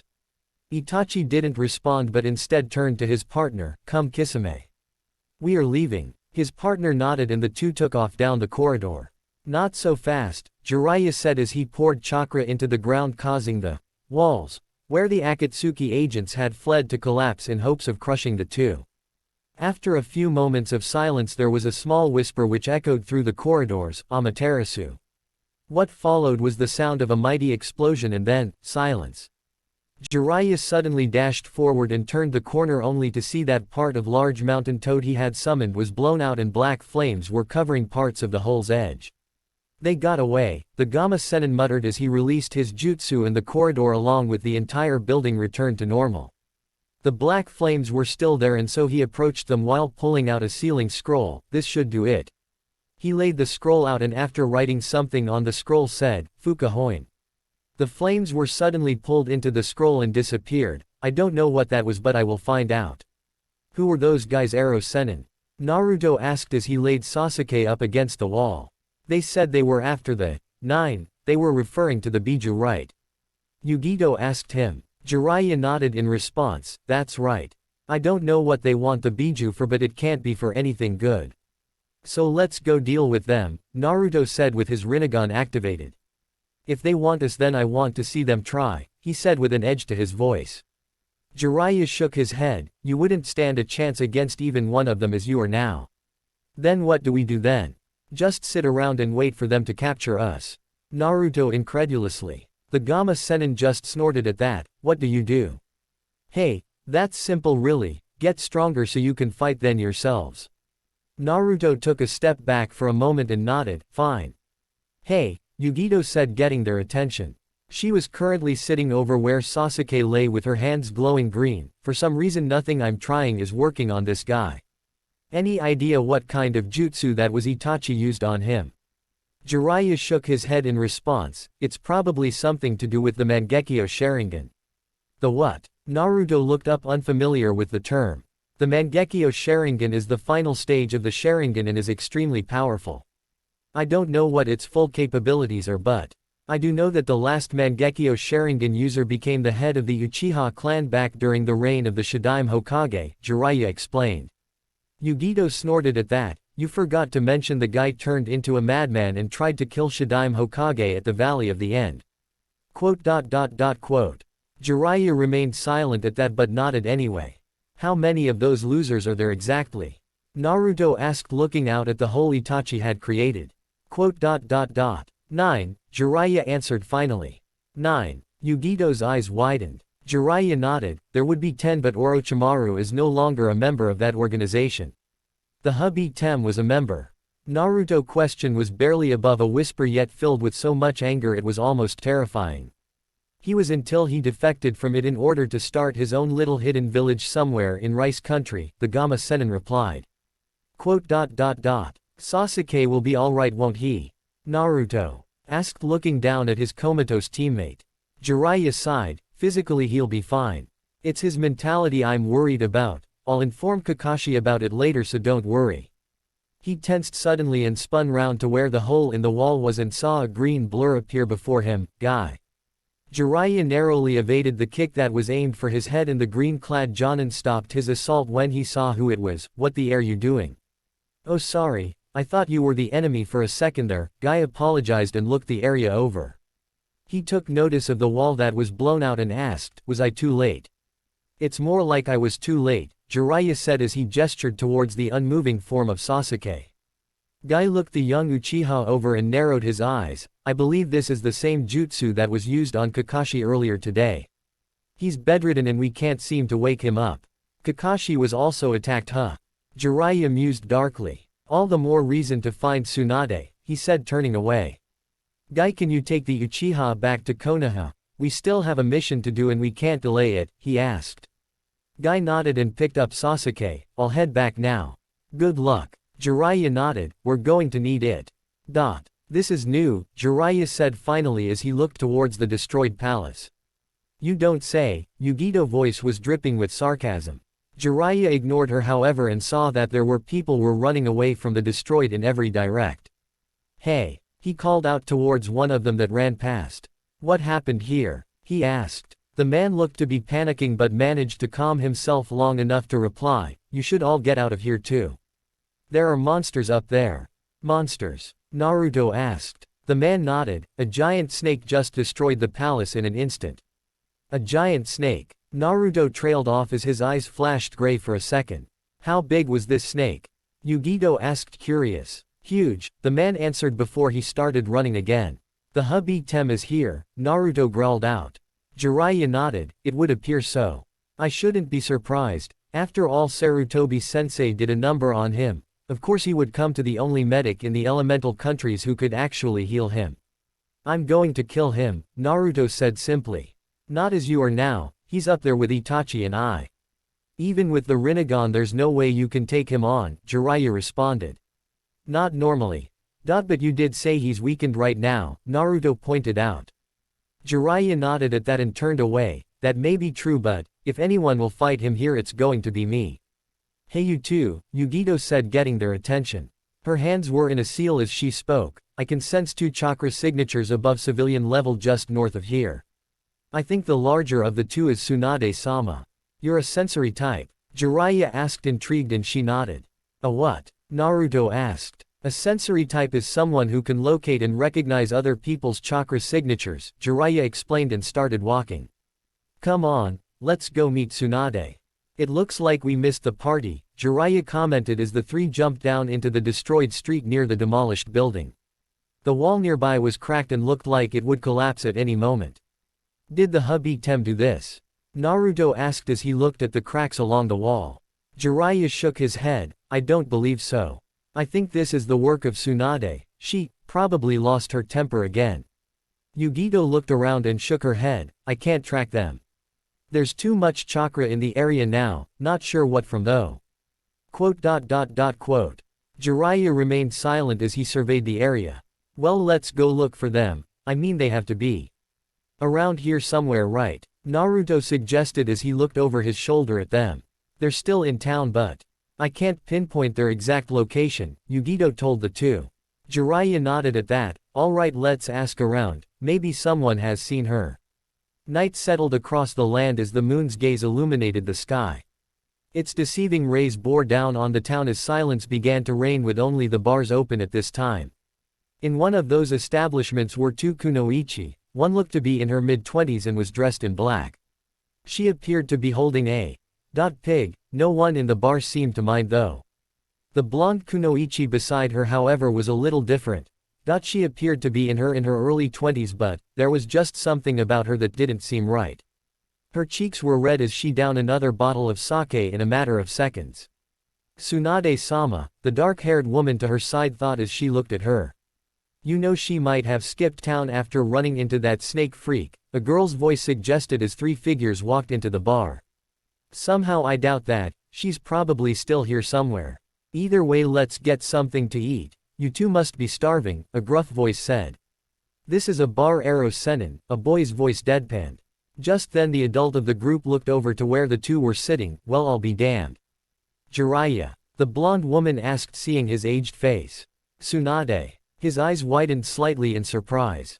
What are you doing here? She asked him, not sure what else to say. That's Tsunade. She's seriously 50. She doesn't look like it, the blonde boy to the Gamma Senin's side commented. It's probably some jutsu, Yugito suggested. Jiraiya however just sighed and shook his head. Of course you would be at a bar. I should have known. He smirked as the three sat down at the other side of the table. To answer your question, we were looking for you. Me. Hey, I've been seeing a lot of familiar faces today, she asked as she picked up another cup of sake. Well, we saw Orochimaru's handiwork outside. He always did go overboard with that kind of thing sometimes. Jiraiya sighed again. He raised an eyebrow as he asked, what did he want from you anyway? Nothing really, he just stopped by to say hello, replied the Katsuyu Senin. Now Jiraiya didn't believe that, but he didn't want to push the issue, so he remained quiet. Why were you looking for me anyway? Okay, I'll get straight to the point. The elders of Konoha want you to become the Godime Hokage, Jiraiya explained. Tsunade's eyes widened at that. They want me to what?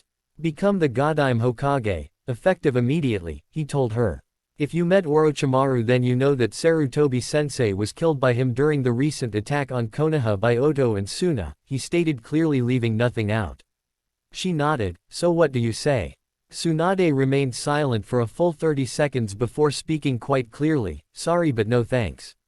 I'm not like your last student, Jiraiya. Life is not like money, and to risk it is a fool's errand. Jiraiya's eyes seemed to harden at being reminded of the fate of his last student. You've changed, Tsunade. Time changes people. I mean, look at the old geezer. Look what protecting the village got him. A coffin 6 feet under, just like Namikaze Minato. She chuckled darkly at her own words. This is Tsunade of the Sannin. I wonder how long she's been like this for. Yugito mused in thought at hearing the old woman's words. We might as well get out of here, Jiraiya-sensei, before we both do something we might regret, Naruto said with barely controlled anger. Senju Tsunade is dead, all that's left is this, and she's not fit to become Hokage, he finished. Tsunade looked over at him with narrowed eyes. I am the granddaughter of the Shadaime Hokage and the grandniece of the Nadaime Hokage. I'm more than fit to run that little collection of wooden homes. No, you're not, Naruto shot back with a glare.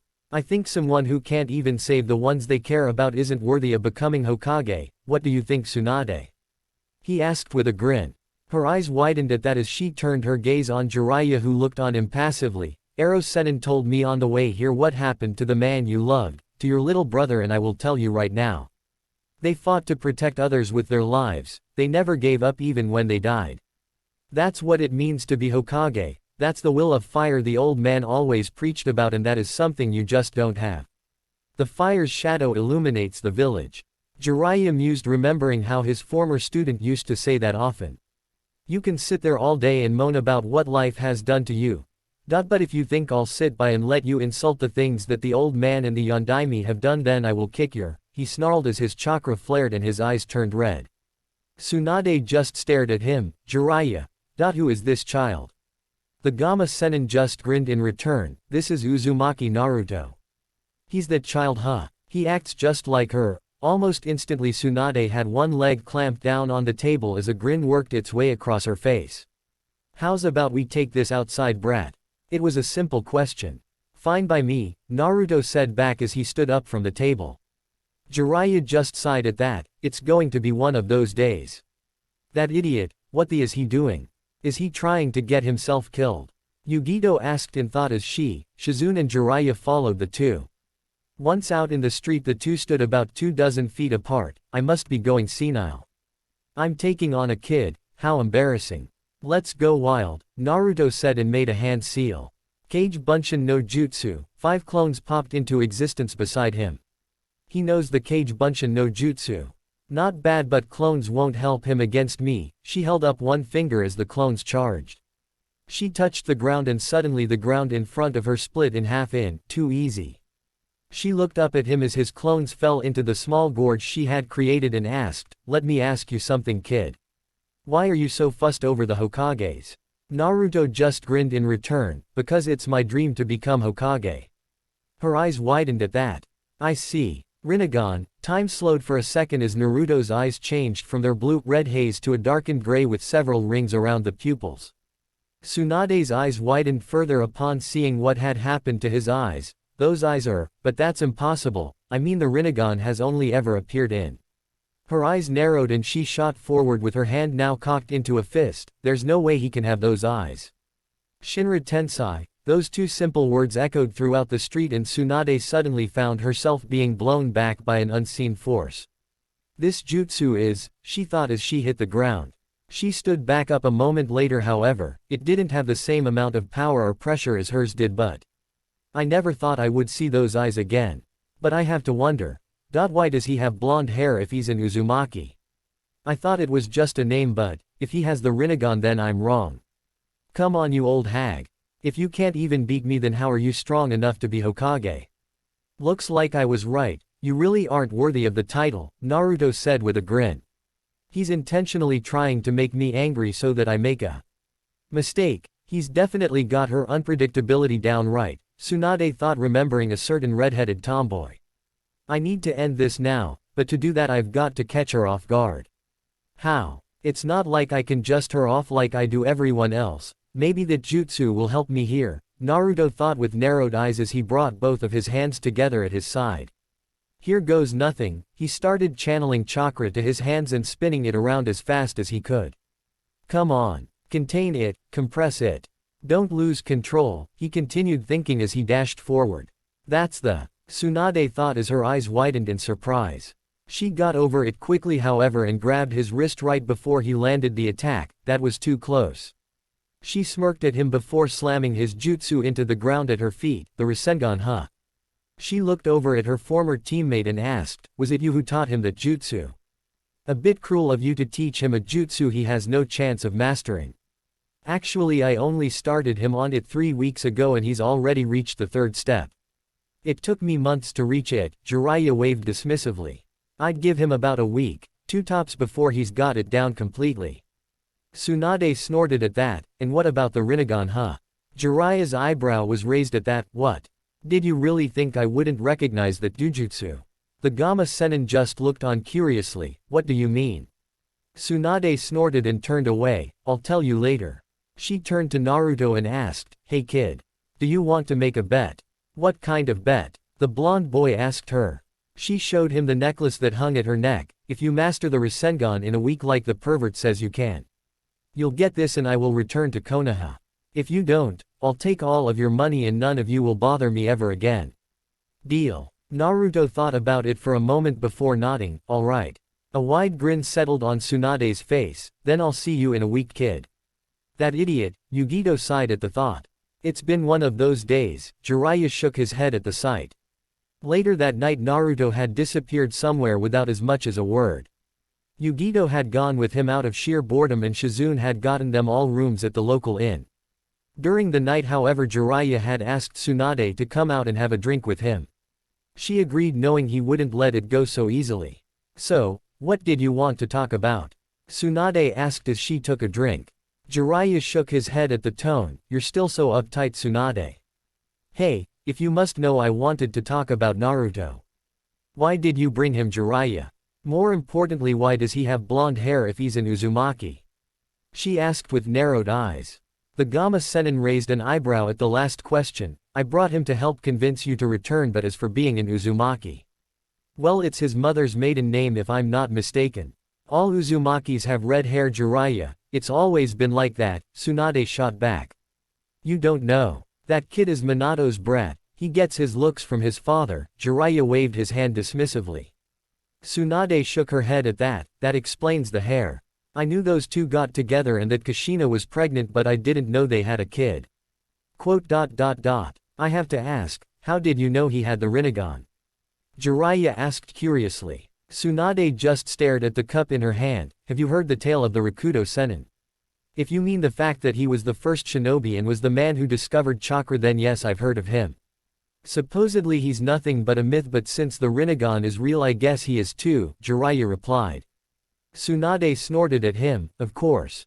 He was real. Even if he weren't, he is known to just about everyone in the elemental countries. That said, there is something which almost no one knows outside of a select few. Jiraiya raised an eyebrow at her, and what might that be? He had 2 sons. That caught Jiraiya by surprise. You're serious? He asked incredulously. She nodded in reply. The elder brother was gifted with the sage's eyes and became known as Uchiha Tobi. He was the originator of the Uchiha bloodline and thought peace was best achieved with the use of force. The younger brother, however, was gifted with the sage's marvelous chakra and became known as Senju Naruto. He was my ancestor and the man who created the Senju clan. Naruto. As in the same name as the brat? Jiraiya asked, surprised. Tsunade nodded at that. I suppose it's fitting that his name was Naruto considering his beliefs. Unlike his elder brother, he thought peace could be achieved through never giving up and always looking towards the future. On his deathbed, the Rakuto Sennin chose him as his successor over his brother just before he died. In doing so, Uchiha Tobi attacked his little brother out of jealousy and anger. This sparked the conflict between the Uchiha and Senju clans all the way through to the founding of Konoha. That's all well and good, Tsunade, but what does that have to do with Naruto and the Rinnegan? Jiraiya asked, losing patience. I'm getting to that, she shot back. During the clan wars before the shinobi villages were founded, a section of the Senju clan broke off from the main group and wanted to leave in search of a place to call home. They settled on a remote island just off of water country surrounded by hundreds of whirlpools, she explained. Whirlpool country, Jiraiya deduced. Tsunade nodded at that. It was relatively peaceful and out of the way. Soon after, though, a man named Senju Arashi awakened the Rinnegan, which came as a very large surprise to the group. When more of them started activating their own Rinnegans, Arashi founded a clan independent of the Senju, which he named after the country itself. Uzumaki? Jiraiya asked, catching on. Tsunade nodded again. Yes. After the clan wars had ended, the Rinnegan kept appearing in the Uzumaki clan, but not always. Sometimes it skipped a generation and other times it just disappeared. There was one family though that it kept appearing in throughout each generation. That family became the royal family of the Whirlpool country. Don't tell me. Arashi's family, right? Jiraiya took the seemingly wild guess. Yes, Uzumaki Arashi was said to have been a great man who unified the entire Whirlpool country and the small neighboring islands. When it was all said and done, his descendants kept on activating their own Rinnegans, Tsunade continued. All the way to the former queen of the Whirlpool country, Uzumaki Kushina, she finished. Jiraiya's eyes narrowed at that. Then Naruto really is the heir to throne. Tsunade snorted at that. He would be if there was a Whirlpool country still around. Jiraiya closed his eyes at that. Yes, I heard about that. The Kyuubi no Kitsune destroyed that entire country right before it attacked Fire Country. I never did find out how it got past Water and Lightning countries without anyone noticing though, Tsunade said darkly. Do you know if anyone survived? Jiraiya asked. Tsunade shook her head at that. No. But then again, this the Kyuubi we're talking about, it's said that a single swing of one of its 9 tails can cause a tsunami. I guess they were right.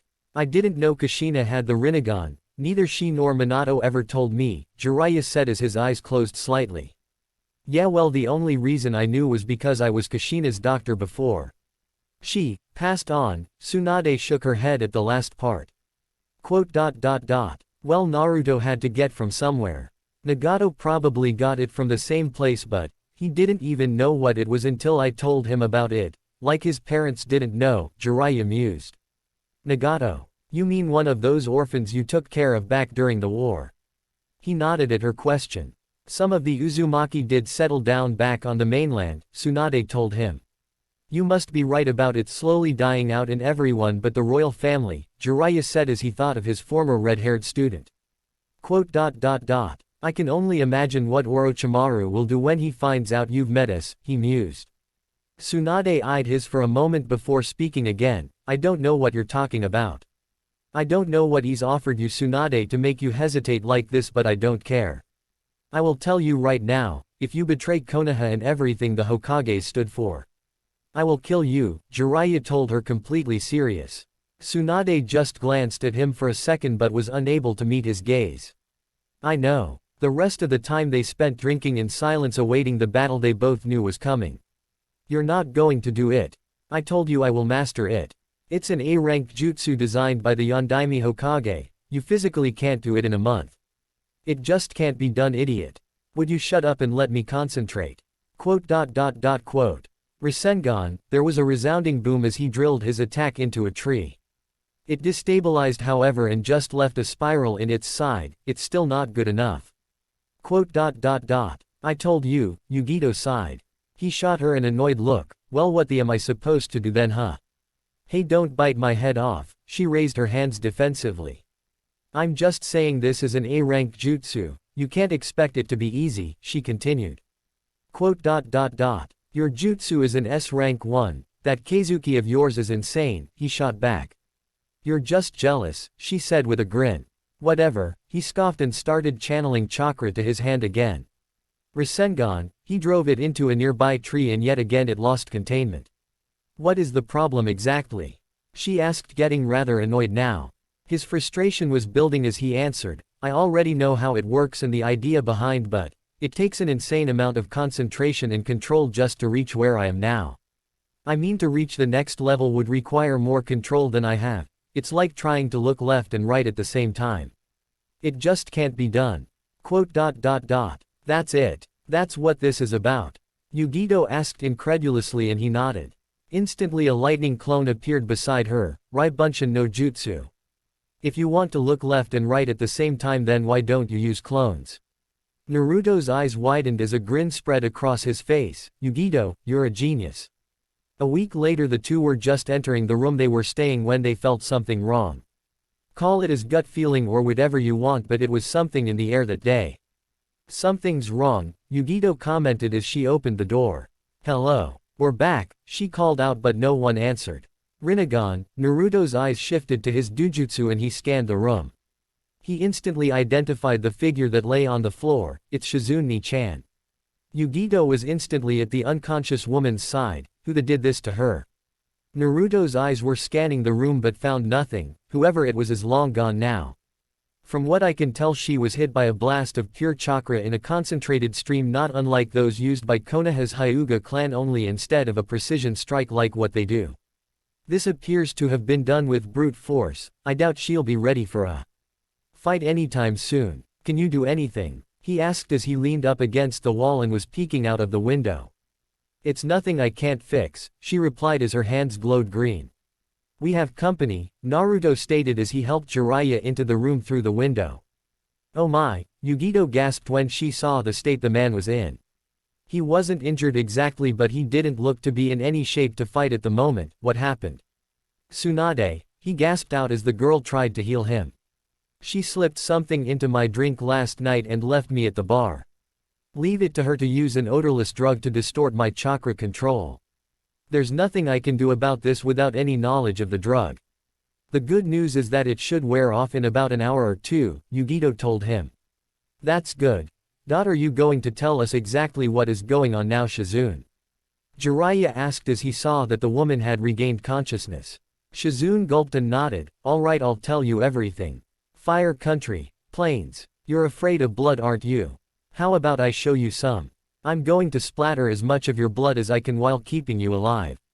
The Oto Jonin shouted as he dashed forward with a pair of kunai in hand.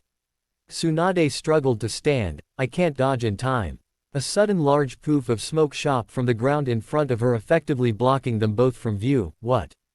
The smoke soon cleared to reveal Jiraiya, Shizune, Naruto and Yugito standing in a firm line between her and the two Oto nins. What are you doing here? Well, it has been a while. Jiraiya, the one in back, said, amused. You're looking as morbid as ever, Orochimaru, the Gamma Sennin smirked. Naruto, the Oto Jonin smirked upon seeing him. The Konoha Chunin instantly recognized him, Kabuto. Well, it seems that these two know each other, Jiraiya commented. Why are you fighting with Tsunade Obeken?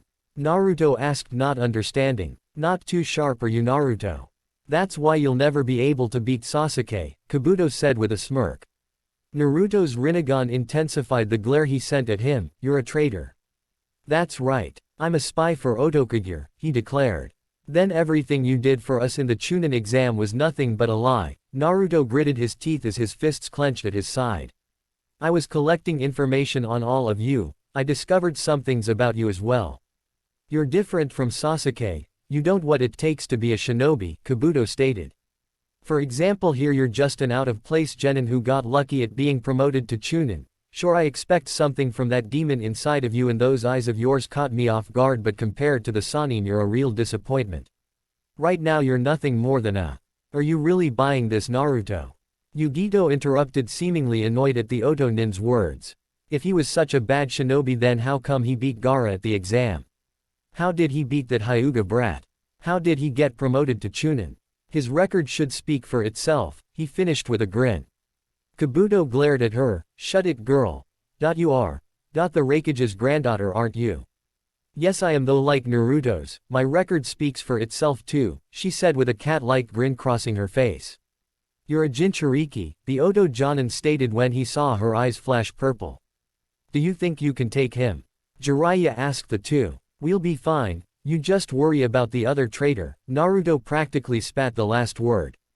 Yugito, he said, and the two suddenly dashed forward. The message was clear, I'll line him up and you knock him down. She nodded as four clones instantly appeared at his side, Kage Bunshin no Jutsu. Pathetic, Kabuto smirked. He drew a pair of kunai and slashed the first two clones, reducing them into smoke. The other two clones came from his side, but he quickly destroyed them too with two well-placed chakra strikes to their chests, Chakura no Mesu. His eyes widened in surprise, however, when he felt a shift of heat in the air. The smoke from the clones is blocking my vision. I can't see where they're attacking from. Keizuki, he heard the whisper and immediately shot away from it. Yugito appeared out of the smoke and slashed at him with what appeared to be a flame-covered arm. He narrowly evaded the attack with the blade, cutting cleanly across the front of his vest. He jumped away and was already making hand seals while in midair. I cannot let her get close or I'll be killed. He then took a deep breath and exhaled a large cloud of smoke at them. Kaden, Kasumi Endu no Jutsu.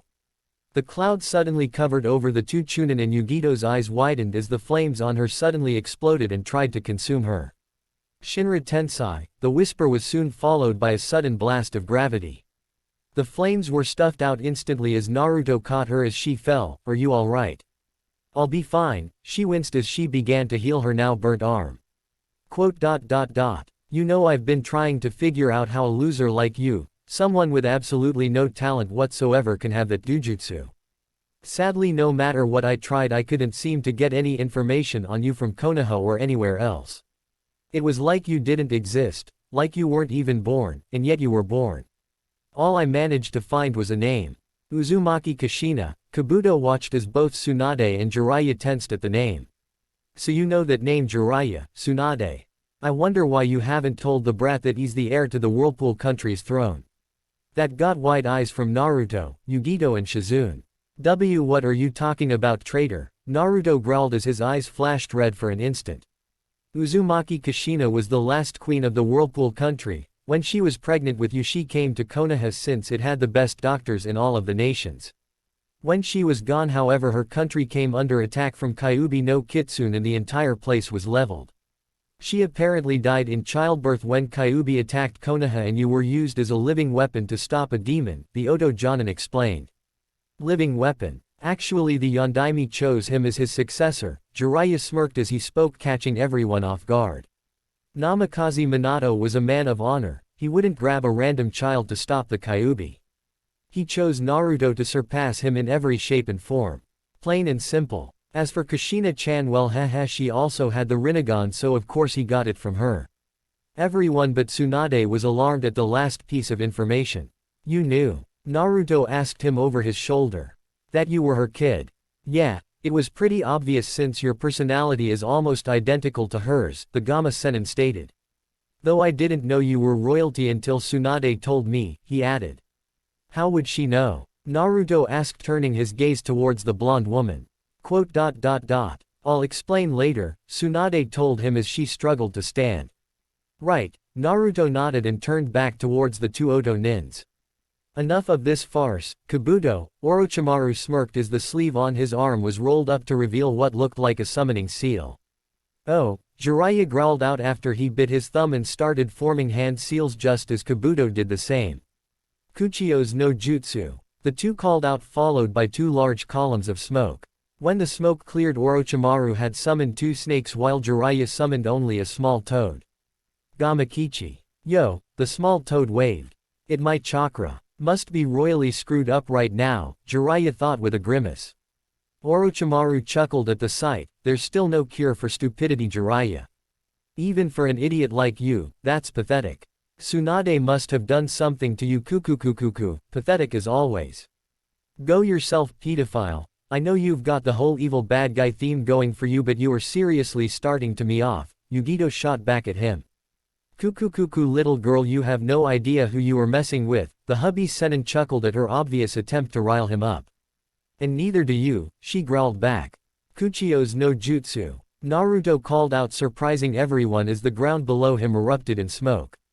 That took every scrap of Kyuubi's chakra I could muster, thanks for buying me the time, Yugito, he thought as a large battle toad wielding a large shield and staff blade now stood between the two forces with him, Yugito and Jiraiya standing on its head. Nice job, Naruto, Jiraiya sighed in relief and looked down towards the toad's eyes. Gameiken, it's good to see you again, the Gamma Sennin stated. I wish I could say the same, Jiraiya, what am I doing here exactly?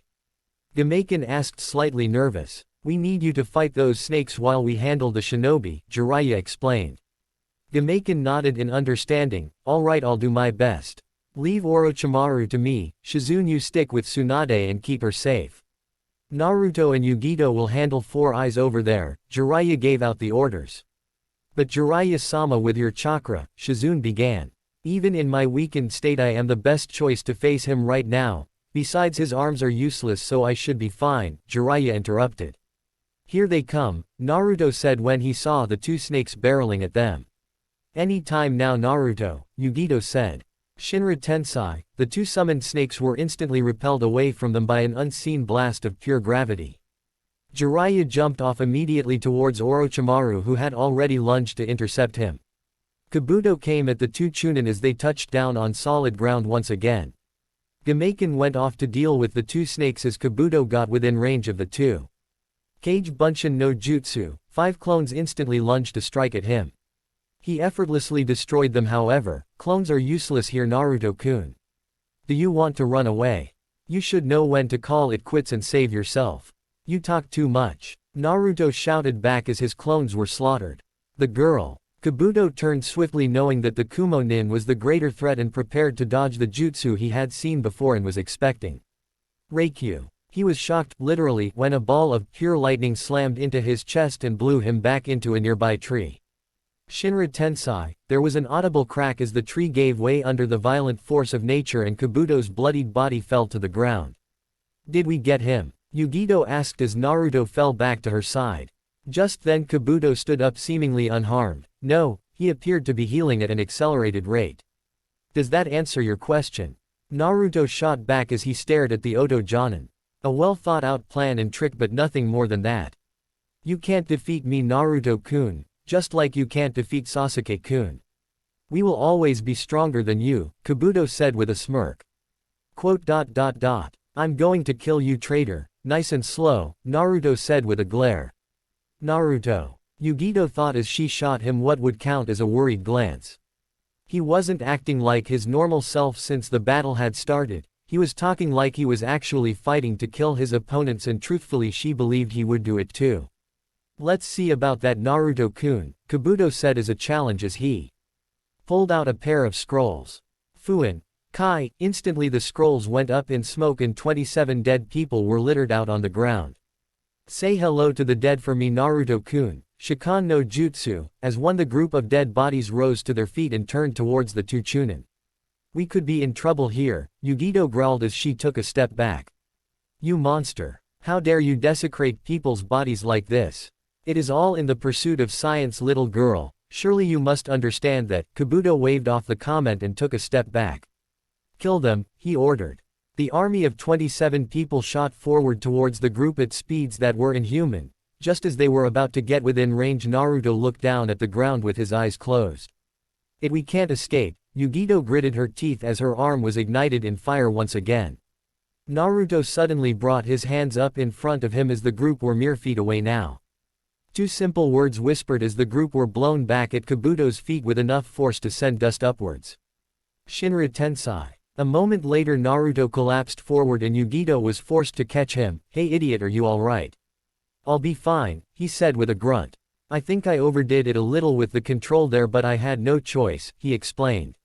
Hey, it's alright, it was reckless but it's alright, she reassured him and helped him stand again.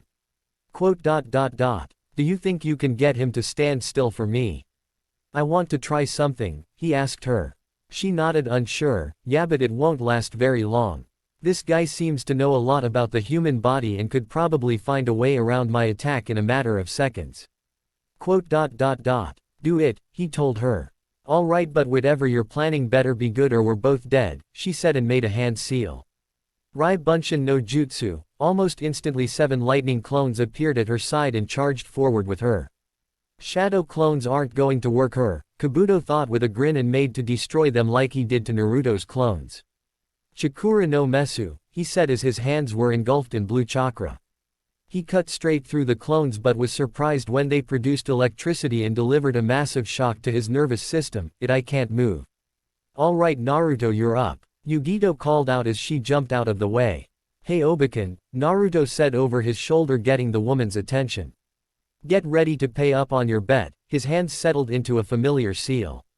Kage Bunshin no Jutsu, a single clone popped into existence beside him as he held out his hand towards the unmoving Kabuto. Bansho Tenin, the Oto Nin, was surprised when he suddenly felt himself being pulled towards Naruto instead of away from him. I can't move, Kabuto thought in fright as he approached. There was a distinct whiz as air seemed to spin in Naruto's hand. It was chakra actually.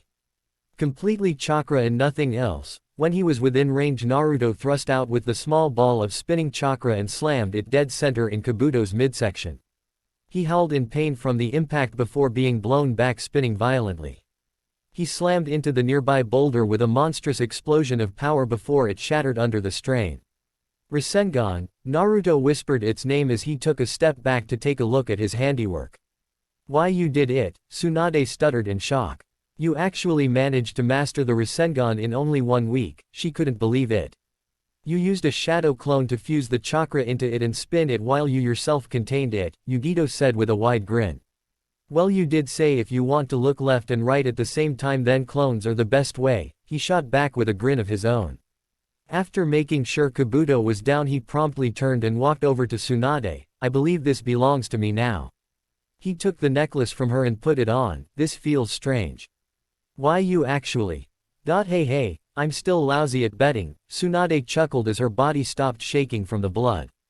Tsunade-sama, why your phobia, Shizune stuttered. I know Shizune, the Katsuyu Senin replied, stood to her feet. So you've overcome it, have you? Kuku, I don't think I care much for facing 2 of the Sannin today, maybe next time, Tsunade, Jiraiya. Orochimaru dropped down beside his wounded subordinate and said, we're leaving. Yes, Orochimaru-sama, Kabuto managed to say before the 2 vanished into the ground. They're gone, Jiraiya sighed in relief as the 2 snakes disappeared a moment later. And I lost another bet, Tsunade chuckled. Well, you were always a bad gambler, the Gamma Senin responded as he approached them. Thanks for the help, Gameken, he said to the large toad. Any time, the battle toad said before disappearing in a column of smoke. We'll stop in town for tonight and set out for Konoha tomorrow, Jiraiya sighed from exhaustion. Explanation, a good one, now, Naruto demanded with a glare. His Rinnegan boring 2 holes into the 2 Sannin in front of him. You said you would explain about this, Uzumaki Kushina, so tell me now. Jiraiya looked over at Tsunade wondering how he was going to explain this. Well, you see. Deciding it would be better if she explained, Tsunade cut in, you already know that Kushina was your mother. She was a part of the Uzumaki clan who were the main clan of the Whirlpool country, and her family line in particular was the royal family of the entire country. What do you mean Uzumaki clan?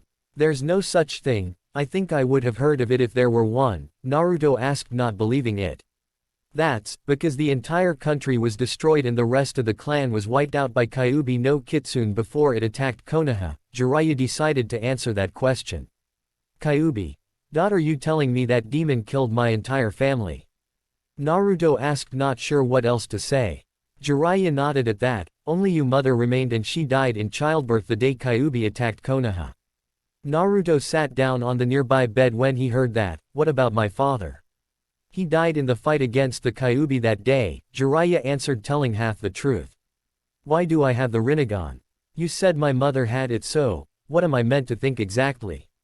Naruto asked, trying to remain calm. I should probably start from the beginning, Tsunade began. Many years ago during an age of turmoil, a single man discovered the energy we know as chakra. I don't know his name, however I do know what he was called. He was called the Rakudo Sennin, and he also wielded the Rinnegan. In fact, he was the first to have it.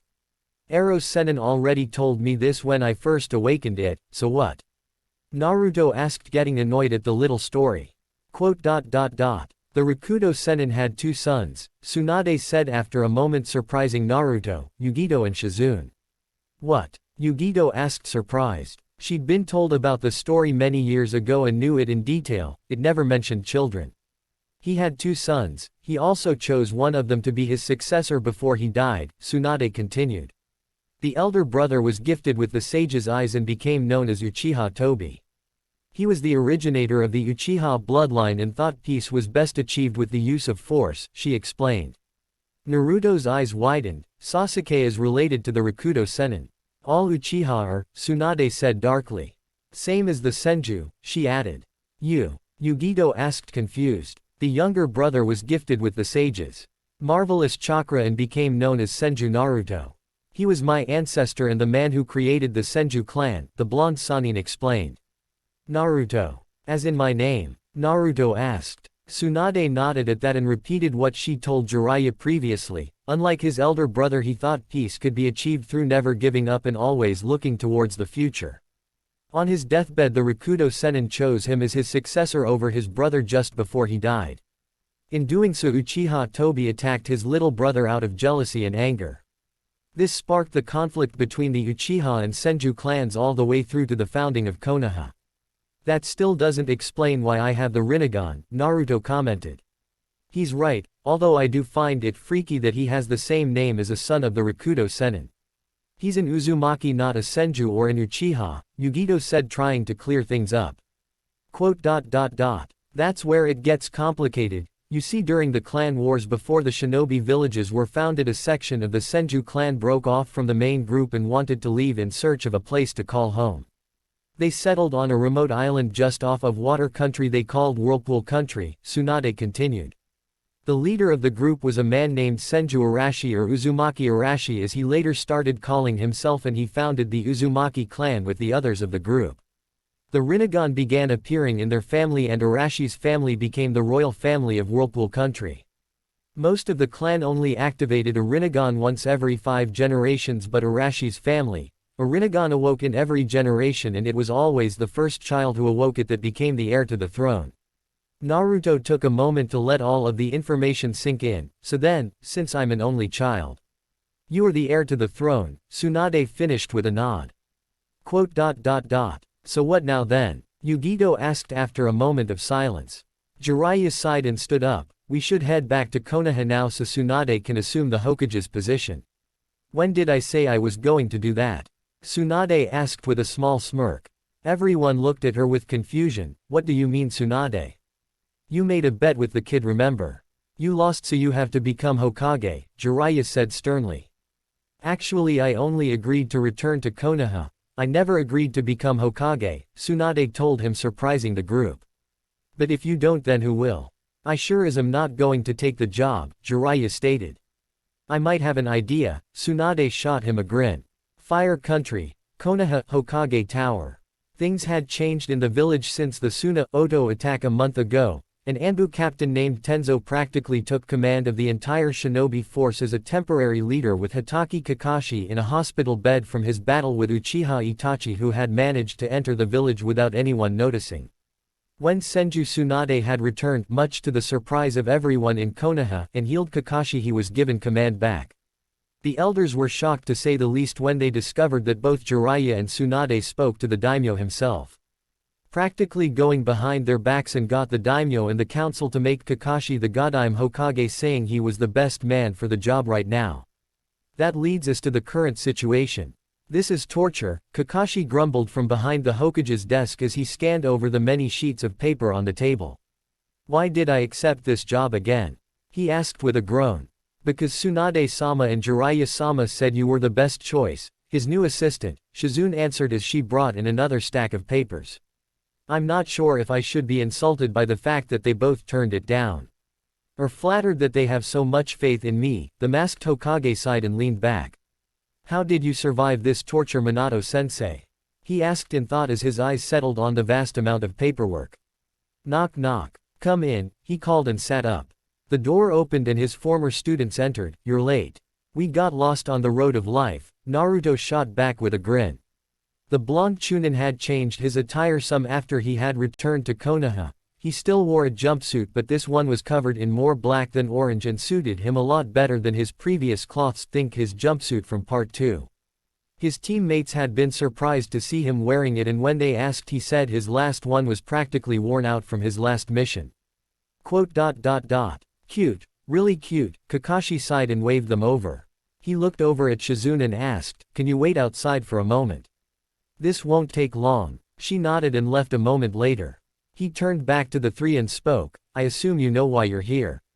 Sakura looked a little nervous as she spoke up, not really sensei. Kakashi sighed before continuing, as you know I am the Godime Hokage. As such I am no longer your sensei, so the team is being changed around a bit. Are we getting another Jonin sensei? Sakura asked, feeling her nervousness grow. Kakashi shook his head, not exactly.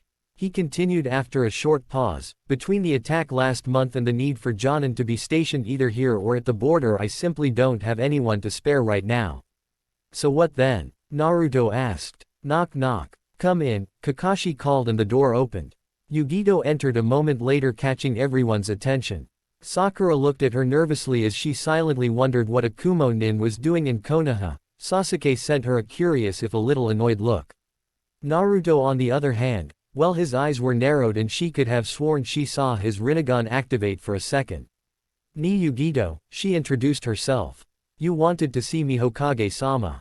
She asked respectfully. Yes I did, Kakashi said with one of his eye smiles. I have been told by Jiraiya-sama that you are the ambassador from Kumo, correct? He asked. Yugito nodded at that, paying no heed to the reactions of the two genin in the room. That is correct. Because you are a shinobi, a messenger from the Raikage requested that you be part of a joint village team, Kakashi continued. With Suna now an ally again, they have done the same with a young girl called Tamari.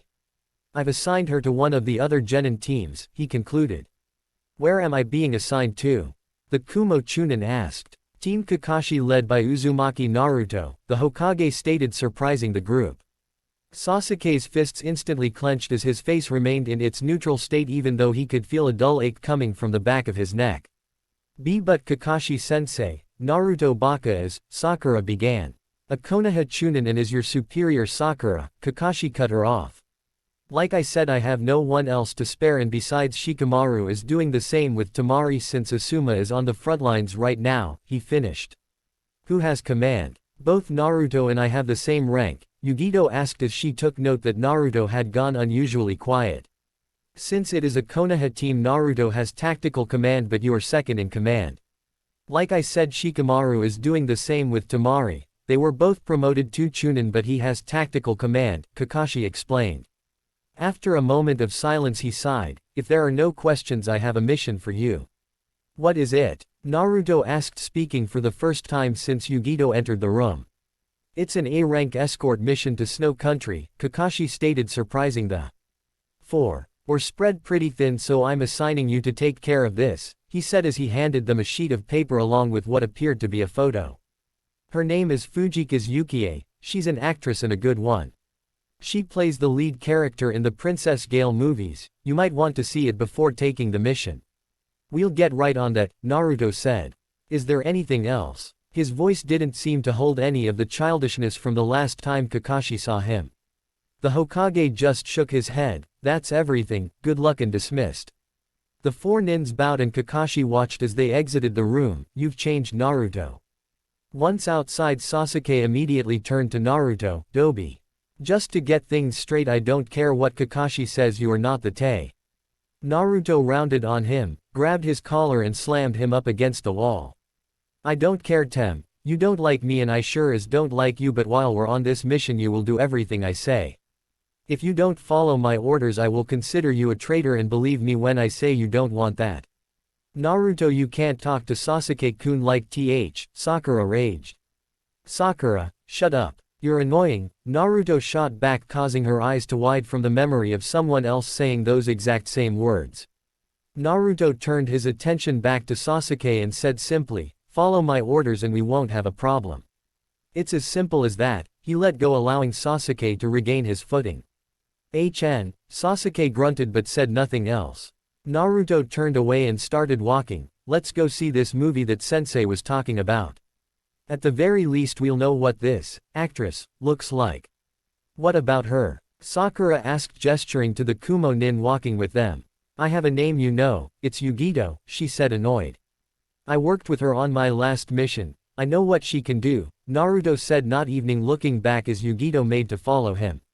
I don't like this, Sakura muttered as she followed soon after. That was the best film I've ever seen, Yugito said as the four made their way out of the movie theater. A brave and strong heroine faces impossible odds as evil tries to stop her from continuing her glorious quest. A cat-like grin made it onto her face. You were watching her. I preferred to keep my eyes on that handsome Michi who played Sukeakuro. I wish I could just watch him all day long, Sakura said before she realized what she was saying and turned to Sasuke. Of course he doesn't compare to you, Sasuke-kun, she said, trying to cover it up. You really need to sort out your priorities, Pinky, Yugito said, giving her an annoyed look. Sakura sent her a glare in return. Shut it, Cloud Girl. Make me, Yugito grinned back as her eyes flashed purple for a second.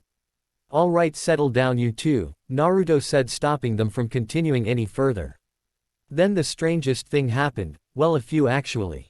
The first was someone who looked a lot like the woman they were assigned to protect jumped past them riding a horse. About 20 samurai followed her, also on horses, and seemed to be chasing her through the streets.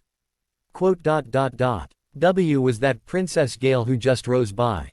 Sakura asked in a stutter. No, that was the actress that plays her, she's being chased, right? Yugito asked, pointing down the street the woman and the samurai had rode down. Yeah, she is, let's go, Naruto said, and the four took to the roofs to catch them. They quickly caught up with the horses that were galloping through the village, disabled them. Don't kill them unless you actually consider them a threat. Got it, Yugito and Sakura said at the same time while Sasuke just gave a HN. Once the horses reached an open area, the team dropped in front of them, surprising the riders. The only unmasked rider called out in surprise, "Who are you?" "We're the good guys," Naruto waved back and suddenly shot forward with the rest of the team. It didn't take long to restrain the collection of samurai. "What are you doing?" the leader asked as he was tied up. "We're supposed to protect Fujikaze Yukie, you know, the woman you were chasing just a second ago. Since you were chasing her, that makes you the bad guys," Naruto answered. "Yukie, but we're with the film crew. I'm her manager, she ran away from the shoot so we went after her." "My name is Asama Sandayu," the leader stated. "Sasuke?" Naruto asked over his shoulder. "He's not lying," the Uchiha replied with his Sharingan activated. "Right," Naruto said and clicked his fingers, releasing the ropes that bound the samurai. How about you explain to us exactly what is going on? He asked. What about Yukie? Sandayu asked. She's probably long gone from here by now. We'll find her later, Naruto said, sending a knowing glance at Yugito, who nodded back. Of course, right this way, Sandayu, and gestured down the street. The next Princess Gale movie is the first one we're shooting abroad. And I don't need to tell you all about our leading actress, the assistant director sighed. I am sorry, Sandayu apologized, knowing why she had run away. I have to say, these ninja you hired, Sandayu, are really something else.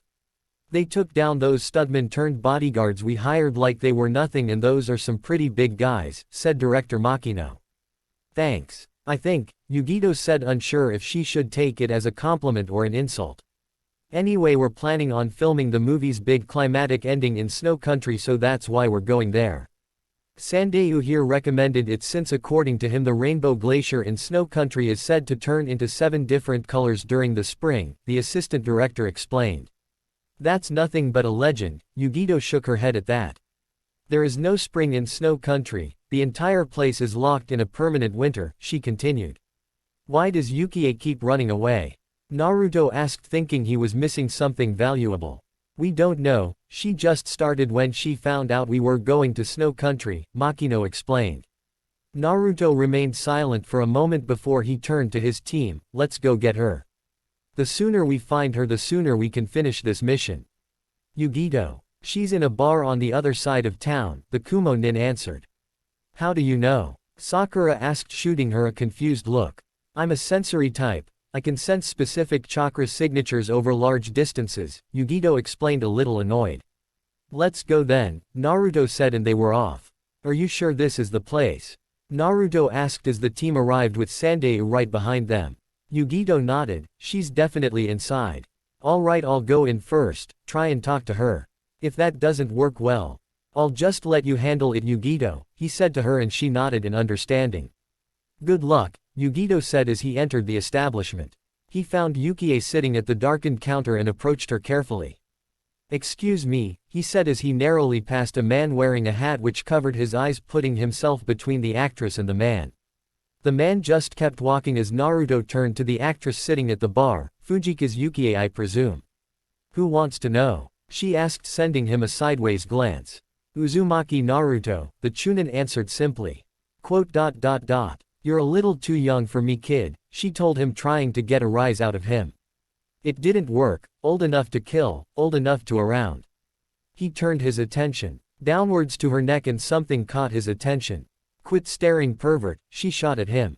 Naruto just ignored it. However, that necklace you have. She froze at the mention of it. What is this feeling? It's like the feeling I got from the Shadaime's necklace, but it's different. It's nothing, Yukie said, turning away. Naruto shook it off. Who are you really? She looked at him for a moment before she answered. I'm nothing but a lie. Nothing but words on paper that are expected to be alive. What about you? Who are you really? I don't know anymore, or perhaps I never did, he answered truthfully. Yukie chuckled darkly. Then you should just go home.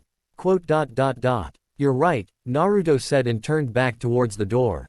You're broken, nothing but a shell for a lie, he said as he passed her towards the exit. She shuddered slightly as he passed her. That boy, he's just like him, she thought, remembering the man who had saved her 10 years ago. Well, how did it go? Sakura asked once he was outside. Not as well as I'd hoped. Yugito get to it, he said, and the Kumo nin nodded. She entered the bar a moment later with the others close behind. We should make this fast. Reikyu, Yugito whispered and sent a small ball of lightning at the actress, causing her to instantly freeze up and fall into unconsciousness. I only used enough chakra to disable her, there's no permanent damage of any kind. Good, Sasuke helped me with her, Naruto said as he threw her arm over his shoulder and the Uchiha reluctantly got the other arm. Naruto turned to the manager and asked, where to now? Snow Country. Unknown location. She has the Hex Crystal. There is question that she is Kazuhana Koyuki, your niece, the leader of the Yuki Nin stated as he bowed on one knee. The Snow Daimyo merely chuckled. Interesting. She's not alone, however. My spy says she is being guarded by Team Kakashi, the leader finished. Kakashi. As in the Hitaki Kakashi. The female of the group asked with a small smirk. It would appear he has personally trained her escort, though he does not appear to be a member of the team, the leader replied with a nod. I heard he became the Hokage, the last man mused. Even without Kakashi the team is extremely dangerous on their own, the leader continued. The leader of the group is Uzumaki Naruto, the holder of Rinnegan. Uzumaki, that's a name I haven't heard in a while, the daimyo said. I thought they all perished at the fall of the Whirlpool country, he's probably that woman's brat, he mused. So the Prince of Whirlpool, huh? Sounds like fun, the female said as a grin spread across her face. His teammates are nothing to joke about either, the heir to the Uchiha clan, Uchiha Sasuke is on the team as well. Then there's the Raikage's granddaughter who appears to be acting as an ambassador to Konoha now, the leader stated clearly. The Snow Daimyo chuckled at that, in the end it will be a clash of fate. Snow Country. Film ship, Ocean. I know this is a mission and Hokage-sama picked us for the job, but I really can't stand that woman, Yugito said annoyed. She may be a good actress but her people skills could use some work. It's not so bad, Yugito, it could always be worse. Naruto shrugged and leaned back on the railing of the ship. Our mission is to protect her, we have to do it even if we don't like it.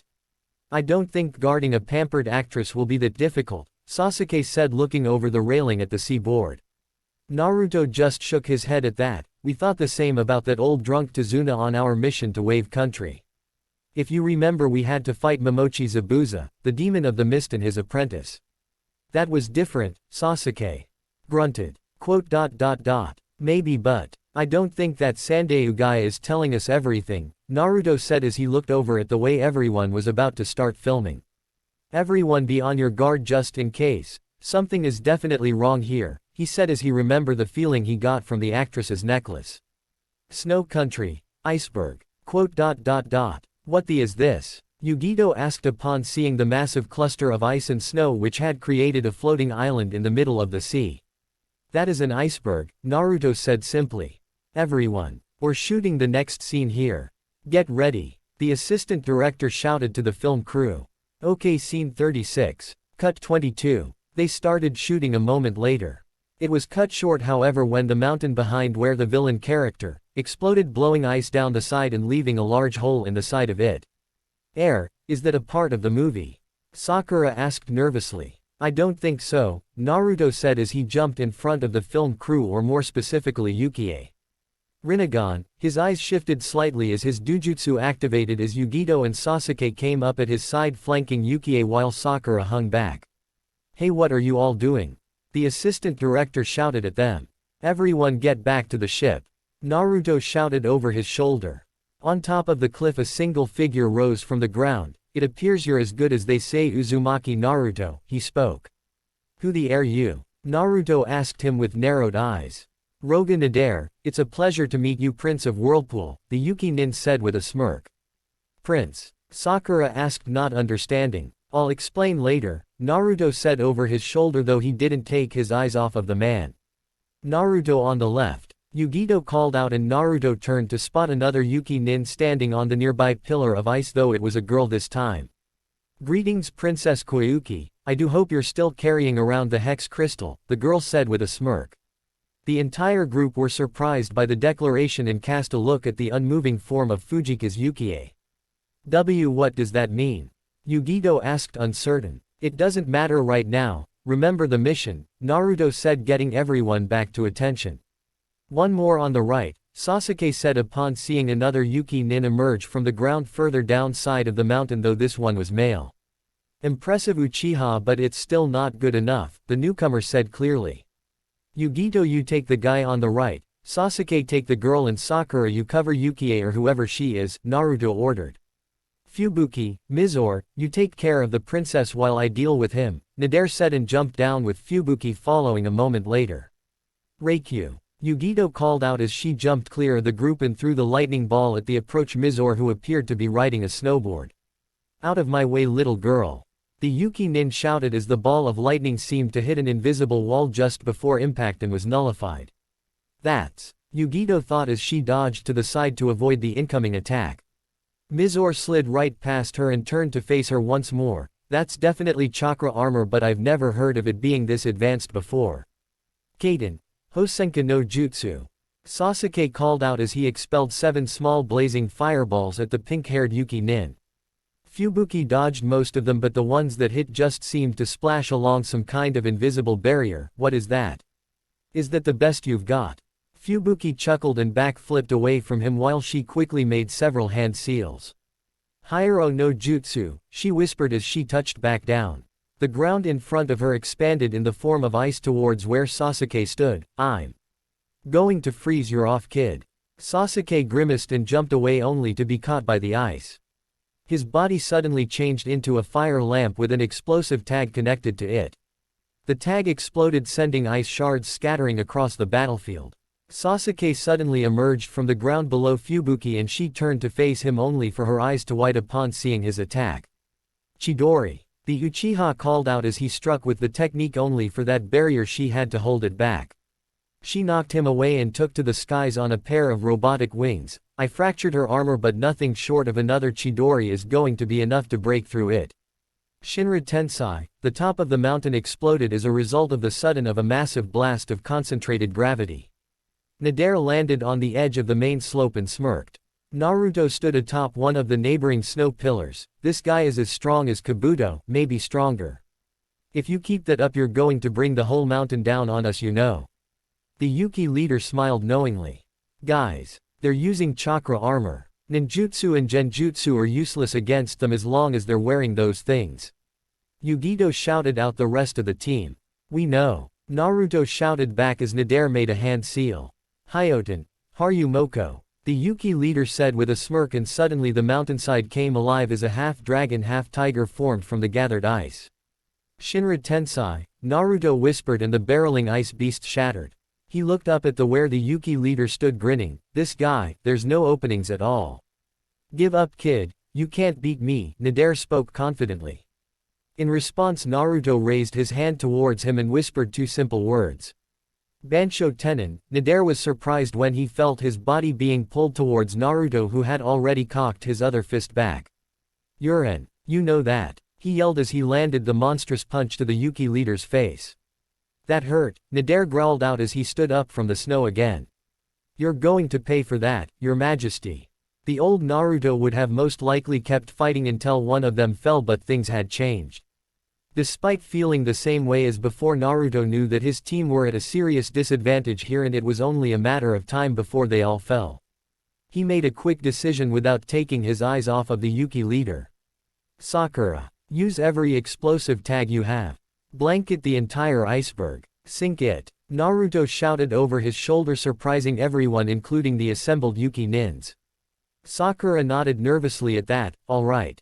Are you insane? You'll die too. Nader sneered. Naruto just grinned. We'll see about that. Mizore. Stop the girl. Nader shouted to his teammate. Mizore nodded at the order and slid past Yugito. Oh no you don't, the Kumo Chunin growled as she took off after him. Oh no, Sakura's eyes widened as he approached. Just before he reached her, however, Yugito jumped down between the two with her arm now covered in what looked like flames.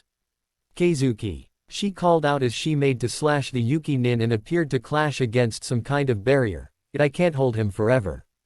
Hurry it up, Pinky, Yugito called out over her shoulder. Sakura nodded and opened her cloak, revealing dozens of kunai with bags attached to them. She started throwing them up towards the mountain one after the other in quick succession until they were all gone. She then drew a kunai with an explosive tag and threw it at the wide array of bags.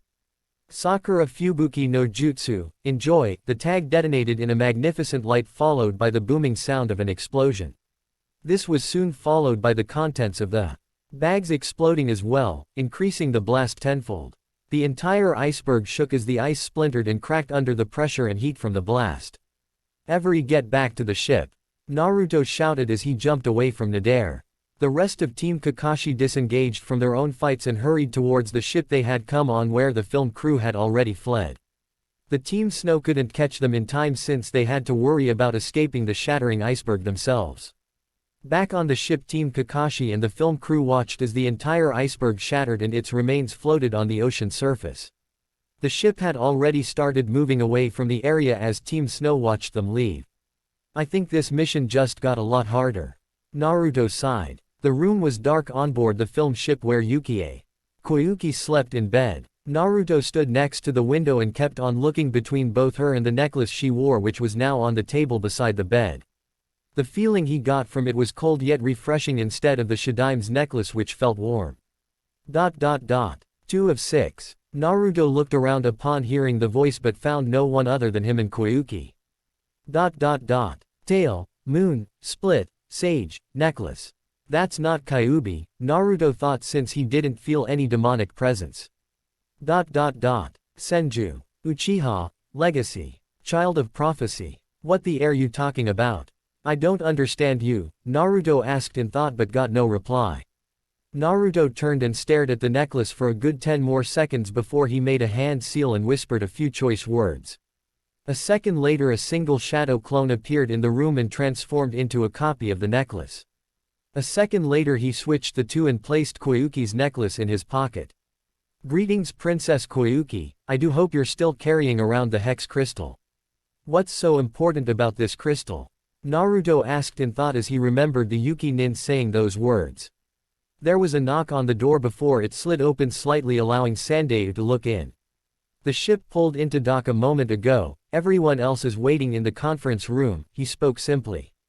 Naruto nodded, yeah, you've got some explaining to do. Sandayu nodded and the two walked to the conference room, making sure to close the door behind them. Naruto, what did that snow guy mean when he called out, Prince? Why would he call you that? Sakura asked, though it sounded more like a demand. Yugito shot her an annoyed look. Why do you think Pinky? It's because he's the heir to the Whirlpool country's throne and the only child of Uzumaki Kushina. Naruto sighed, it's true. Why didn't you tell us? Sakura asked in surprise and almost a little hurt. Would you have believed me? I was the dead last of our class, Sakura. Even if I'd known about it back then, no one would have believed me. Besides, I only found out recently, so it really doesn't matter at the moment, Naruto responded. Sasuke remained quiet as he watched him with narrowed eyes. What I want to know is what's up with Yukie, if that's really her name, Yugito said as she leaned against the wall near the window. Sandayu-san, explanation, a good one, now, Naruto said with a hardened tone which surprised Sakura and Sasuke. The manager calmed himself and sighed, all right. He took a deep breath and began, Fujika's Yukie is only an alias, you're actually guarding Princess Kazuhana Koyuki. The rightful heir to Snow Country's throne, he stated. I'm sorry, what? Naruto snapped. And when were you going to tell us this? I didn't think they would come after her so soon, the manager stammered out. I'm a former resident of Snow Country, so I know her, Sandayu continued, unable to meet their gaze. Yugito cast a look over at Naruto, she's just like Naruto. I served the princess's father, the former daimyo of Snow Country, Sosetsu-sama. Then 10 years ago Sosetsu-sama's younger brother Dodo hired a group of Yuki nins and started a coup d'état. The Kazuhana palace was burned to the ground and Sosetsu-sama was killed. I thought the same fate befell the princess, but she was saved by Hitaki Kakashi, Sandayu explained. Kakashi-sensei saved her? Sakura asked. Sandayu nodded. The day I discovered she was alive, I was practically beside myself with joy. She was alive after all those years. We all thought she had perished with her father. I should have died that day, a voice rang out from the door. There, leaning against the archway, was Yukie. Koyuki, I am alive. But whatever tears I had left all dried up that day. Sandayu wiped the tears from his eyes, and that's how I came to be the manager of Fujika's Yukie. I have bided my time, waiting for the opportunity to return the princess to Snow Country. So you've just been using us all this time? Asked the assistant to his side. I'm terribly sorry for deceiving you all, but it was for Snow Country's people, Sandayu said as he stood and moved in front of the Snow Princess. He dropped to his hands and knees, pleading with her, please princess. I beg of you, confront Dodo and assume your place as the leader of our home. Koyuki stared at him impassively, not a chance. I refuse to throw away my life in some fool's dream. But your highness, Sandayu began. You can forget it, I don't care. No matter what happens you can never get rid of Dodo, the princess said with a glare. Why don't you shut your mouth? Naruto growled angrily at her, surprising his team. This man is on his knees, begging whatever self-respect you have left in hopes of accomplishing his greatest dream. Insult him like that again and, mission or not, woman or not, I will beat you into the ground. The room fell deathly silent after that, tensions running high as the two bit back their own sneers. And just who are you to tell me what to do? Koyuki asked, never taking her eyes off the blonde boy. I can be your best friend or your worst enemy, Naruto answered as his Rinnegan activated, creating a pressure in the air. It's not like you have a choice, with this dodo after you now, your only hope is to keep moving. He let that sink in for a few seconds before continuing, like it or not. Or your only hope, deal with it. Koyuki didn't know what to say to that. Yugito spoke up next. Normally on a mission like this we'd return to the village, but with Dodo after us we'd be slaughtered before we escaped. Let's just deal with them here, it's nothing we can't handle, Sasuke grunted with his arms crossed. Sasuke-kun is right, we won the last fight, Sakura added in her 2 cents. Naruto nodded reluctantly, no we didn't. They ambushed us, we barely escaped without any serious wounds, they'll be prepared next time. But then again so will we. Uchiha Sasuke walked along the length of the ship, his mind not on the ocean or the ship itself. Instead it was on his team, his second family, he cared for them, for the bonds between them, but something was missing. Something that was important. His goal. Why are you still so weak?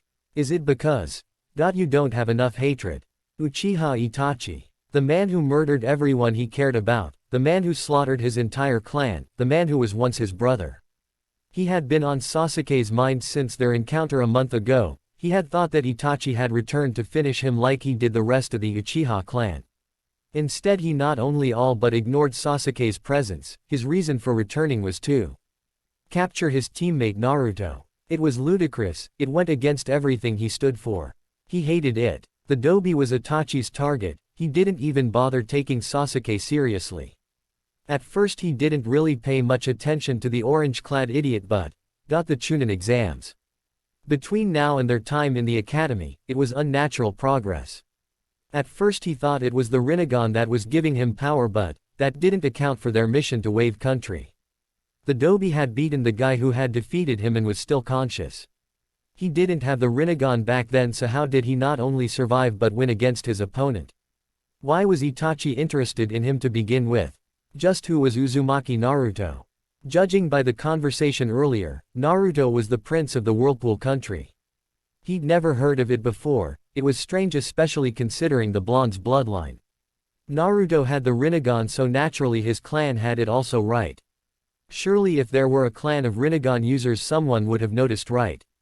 If there were such a clan then, why hadn't he heard anything about them? Questions plagued Sasuke's mind but he couldn't seem to find any answers. There was also Yugito to consider. He'd never cared much for feelings, physical or otherwise, preferring to retain his seemingly cold appearance. The ambassador from Kumo seemed to embody what he'd always thought Kunoichi were supposed to be like. She was strong, didn't need protecting and was capable to defending herself. Given time she would be a force to be reckoned with, especially considering she was the granddaughter of the current Raikage. Though for some reason, which he found frustrating, he couldn't seem to copy any of her jutsus with his Sharingan. Dobi, I will find out your secrets. Yours and that girl's too, Sasuke thought as he stared out at the sea, completely oblivious to the cold. It's interesting how things had changed since their academy days, Sakura thought as the ship pulled into dock and everyone began to disembark. Back in the academy everything was normal, and she knew where everything fit. Sasuke was the cool genius, who always won. Naruto was the dead last who always asked her out and she always hit. She was the most popular girl in school and wanted to get to know Sasuke better. Things changed when she joined Team 7. Kakashi taught her a very important lesson: look underneath the underneath. In other words, don't take anything at face value. Kakashi had lain out Sasuke like he was an old rug. Naruto had not only mastered the ability to create clones but also managed to make them solid. Where Sasuke was beaten badly by Kakashi, Naruto had come up with a plan in the middle of the test and, though it was useless, managed to surprise the scarecrow-like man. Then the mission to Wave Country. She would never forget it, how Sasuke easily dispatched 2 Chunin Nukenins like they were nothing. The look on Naruto's face. In his vow, it was unbelievable and yet terrifying at the same time. Then they were attacked by Momochi Zabuza, the demon of the mist. He was able to catch Kakashi off guard, though that was only because he had to protect his students while fighting. Zabuza had taunted them, scared them beyond all recognition, and just as they were about to run away in fear, Naruto did something that she'd never seen from him before. He didn't give up, he didn't run and didn't back down. He stood his ground and made up a plan which he along with Sasuke managed to implement. The plan surprised Zabuza and freed Kakashi from his prison, who then proceeded to defeat Zabuza. That was the first time she had really seen that Naruto wasn't what he appeared in the academy and Sasuke wasn't that strong when compared to others. It happened again when Zabuza came back with his apprentice and nearly killed them. She had thought Sasuke was killed, but he was just put in a near-death state. Naruto on the other hand had not only defeated the masked nin, but he didn't seem to have a wound on him. She'd thought Sasuke had won the fight since Naruto wasn't that hurt, but when Sasuke asked her if Naruto defeated the masked nin, she knew that wasn't the case. After they returned home, they were entered into the Chunin exams, and yet again Naruto defied every image she ever associated him with. He beat opponent after opponent. Where Sasuke ran out of chakra and energy, Naruto just seemed to go on forever. Then during the finals she found out that he had a bloodline, and not just any bloodline but the same bloodline only the Rakuto Sennin had. It had been months since the tournament, and if she were honest with herself she thought that she was the only no-name on the team. Then there was Yugito. Sakura didn't care much for her. In her opinion, the blonde-haired girl was a cross between Ino and Temari. She was annoying, stuck up, and she was sure the girl wanted her Sasuke-kun. I mean, why else would she have joined Team Kakashi? Surely it had nothing to do with Naruto. Okay, he had improved greatly, but he was still an idiot. Not that it mattered, Sasuke-kun would be all hers. One way or another. Snow country. Mountain range. After everyone had disembarked from the ship, they had all used the small convoy of vehicles they brought with them to continue their journey on solid ground. It took several hours before the convoy reached the other side of the mountain. They had used a small tunnel going through it which had once been used by the railway, which was once used by the natives. When they stopped to rest, however, things became complicated again. The assistant jumped out of his truck and approached Makino frantically. "Mr. Makino," he shouted as he drew near. "What is it?" Makino asked. "Yukie has vanished again," the assistant replied frantically. "What?" Makino exclaimed. Naruto looked over at Yugito and said, "Find her." Yugito nodded and took off. "No way, I am not going back there," Koyuki thought as she dashed through the frozen forest. Suddenly she tripped and rolled across the ground until she finally came to a stop at the bottom of a hill. Why is this happening? Why do you run away?" Koyuki's eyes widened slightly at the voice, but she didn't move. Senju. Child of prophecy. Are you done? Koyuki looked up and saw Yugito standing not too far away. "Come on, everyone's waiting," the Kumo Chunin said as she pulled the princess to her feet. How did you?" Koyuki began as Yugito suddenly holstered the woman up onto her back. "I'm a sensory type. I had you picked out before you even ran away again," Yugito explained as she took off with the woman clutching her back. "You can run as far as you like and I'd still be able to track you," the blonde stated. Koyuki remained quiet at that as they neared the entrance to the tunnel. "Why do you run away from your fate? It can't be just self-preservation, it's got to be something more than that," Yugito said as she slowed to walking speed. When she didn't answer, she decided to change the subject. "You know, you and Naruto are similar in a lot of ways." Koyuki snorted. "Yeah, right. I'm nothing like your boyfriend, I'm not insane." Yugito snorted. "He's not my boyfriend, and yes, you are insane. You're insane for making everyone worry, you're insane because you're afraid." "I am not afraid," Koyuki growled out.